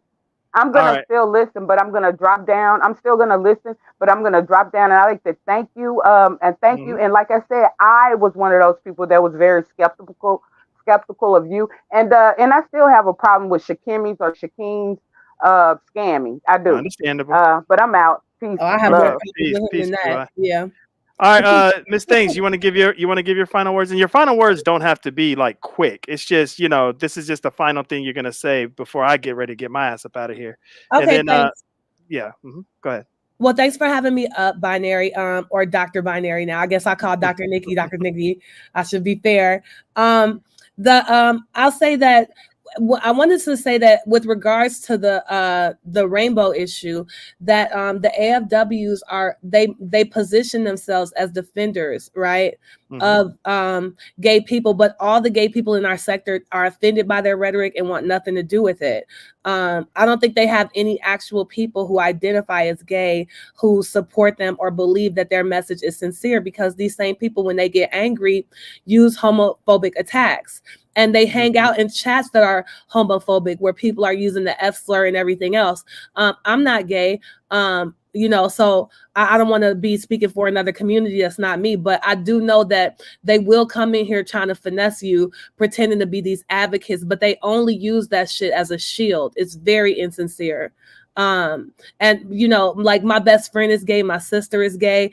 I'm not going to drag them into every single argument that has nothing to do with them to shield myself from criticism and pretend to be an activist. But that's what some of them do, and it's very manipulative. And then lastly, I would say, I don't think any person who doesn't mean you harm is going to be offended by people being cautious of you or warning people not to trust you right away. Like, only people with negative intentions want to be trusted right away or demand that you trust them without any evidence of your intentions. So I never took any offense. As a matter of fact, it's nice to see like Black women protecting each other and putting, the alarm. I think it's not necessary to attack me or my sector and assume we did something wrong when we didn't. But why wouldn't you be cautious? It's like you said, it's a lot of dangerous like groups targeting, especially people like Brianna who have that large platform. It should be, if people care about her, they should be very protective of people who are vulnerable to like flattery, because any dangerous person could stroll in off the street and just start telling them they're pretty and they're cool and they like them, and that could be a problem. It could be a problem. So again, thanks for having me up. I'm gonna hop down. Yep, appreciate you. Yeah, that's Miss Thangs right there. Sometimes I get carried away as her name. Make a change. What's your final thoughts on everything, man, that's going on? Hey, what's on your mind, bro? Just to answer someone question, they had mentioned the stuff about ADOS and anti-ADOS, and I'm gonna say this: I don't think AAS is anti-ADOS. Same way I don't think she's anti-white. Same way I don't think she's like anti-heavy set or fat or anything like that. Because I think what she does is, if she falls out with you, she finds an angle. In my case, she said I'm anti-ADOS, which that's not even true. And when she fell out with Stephanie Collins, she's a white person that hates Black people. When she fell out with let me see a transcript, she attacked her about her weight and different things like that. So just to answer that person's question, I don't think she's really anti any of those things. She just used different angles, whichever angle she could find to suit the way that she's going to attack you. That becomes her issue at that point. And I see like a lot of people, they wondering about the AFW, and I would say this: I think the AFW is not what they used to be. I think they're, if you look at AAS channel, it's on the verge of barely anybody goes there. But hey, I have to commend you, Binary. I see you gearing up for content for next week. So not for next week. This is content for today, brother. Not for next week. I'll be there to watch. I see you planting the seeds and you watering some flowers. Let me see what kind of fruits you bear next week. Okay. I appreciate you. Have a good weekend, bro. All right, you too, big dog. Peace. Well, there you have it. Another show in the books. Hey, listen, I just changed my mind. The first show over here will be July 8th. All right. July 8th. That is a Monday. We will be switching platforms. The morning commute will be here. It is going to be the morning commute. All right. So July 8th is when we are going to be over here. So make sure that you guys, make sure you're over here July 8th, that Monday morning, because if you're at the other platform, you're going to be like, damn, is he being lazy? Did he tap out? Did he quit? Is he not doing content? What's going on? Why isn't it started? What's going on? You know what I mean? He hasn't even made a docket. What's happening? It's because everything's going to be happening over here. So write that down. July 8th, the morning commute will be starting again on July 8th. And then July 9th, I'll definitely do the reapply. And then hopefully that week, maybe the next day, it's going to be on, right? It's going to be on. Well, this has been a great show. My wife is back. She did come in here and she gave me that look. Not that look of get your ass off the internet and spend time with me. She didn't give me that look. She just gave me that look of I just got back from a birthday party and it was all right, but I wish I didn't go. She gave me that. She gave me that look. To my moderators, the only moderator that I'm missing right now, there are two. I'm missing Beautiful. I haven't seen Beautiful in here, and I haven't seen Rodney. Those are the only moderators that get their stick over here right now. If you are a moderator on the other channel and you have not got your mod stick, that means you did not survive the first boot camp. But there are other boot camps. Come on, mods. You got to step your game up. Your moderator stick is going to have so much value, it's not even funny. Because there is no other moderator within all of the sectors that have combined to make this what it is that had to go through what you guys had to go through. So if you're on this platform, if you're on CodeFam HQ and you have a moderator stick, just know that you are the shit. You are solidified. You are extremely stamped and approved, validated, because you went through the fire. You went through the fire. So there's that. And here's the final recap. I spent a lot of time trying to paint a picture of the AFW and the other side of the fence, right? I tried my hardest to spend a lot of time. My hope is kind of like what Make a Change did say. I ain't gonna hold you. He's accurate. He's right. My hope is that it sparks discussion. My hope is that, people really, especially from my sector, they really start talking about it. My hope is that the folks from the B sector and other sectors that are kind of interested in this storyline because they think we're trying to take over some shit, my hope is that they kind of start talking about it and that a genuine conversation happens and that the dust settles and the chips fall where they may and everybody has an equal opportunity to be heard. Whether you are from the AFW or whether you're from just the sector. And we allow people like a Brianna to choose whatever direction they want to go. Because I'm going to let everybody know, even though it's important to me. It may not be important to you guys, to a lot of you guys, because you got thousands and thousands of people that fuck with you. You get hundreds upon hundreds of people in your chats. Like, I get that, so it may not be that important to you, but it's important to me. What I'm about to say is important to me. There is a divide in my sector. And you will go a certain type of way. Meaning, you're mentally, I'm being dead serious. I know you think I'm full of shit, but I'm being dead serious. Depending on which crowd you kind of want to cater to, quote unquote, cater to, that's going to put your mental capacity in in a direction. Like Bree's mental capacity. Let's just say Bree links up with Remix. Remix starts putting her on.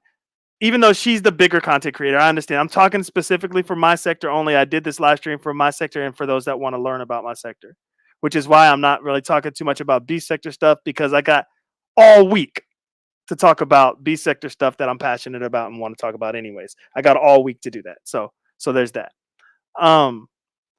Let's just say Bree links up with Remix and Remix puts her up on game about like the AFW.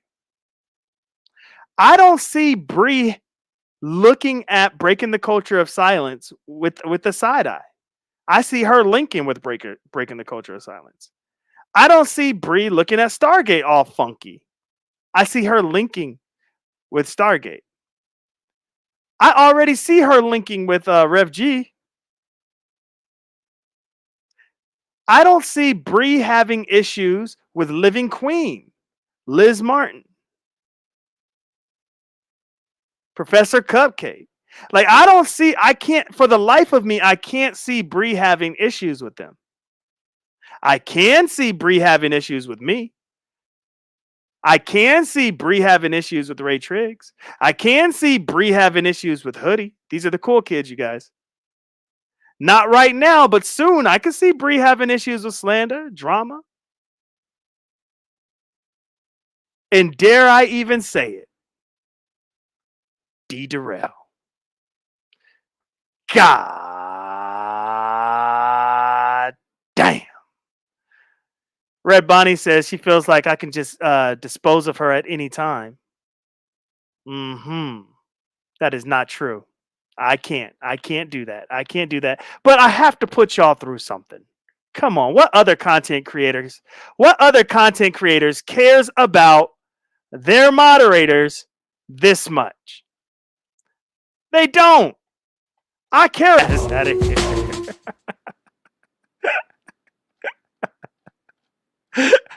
If y'all think I'm done fucking with y'all,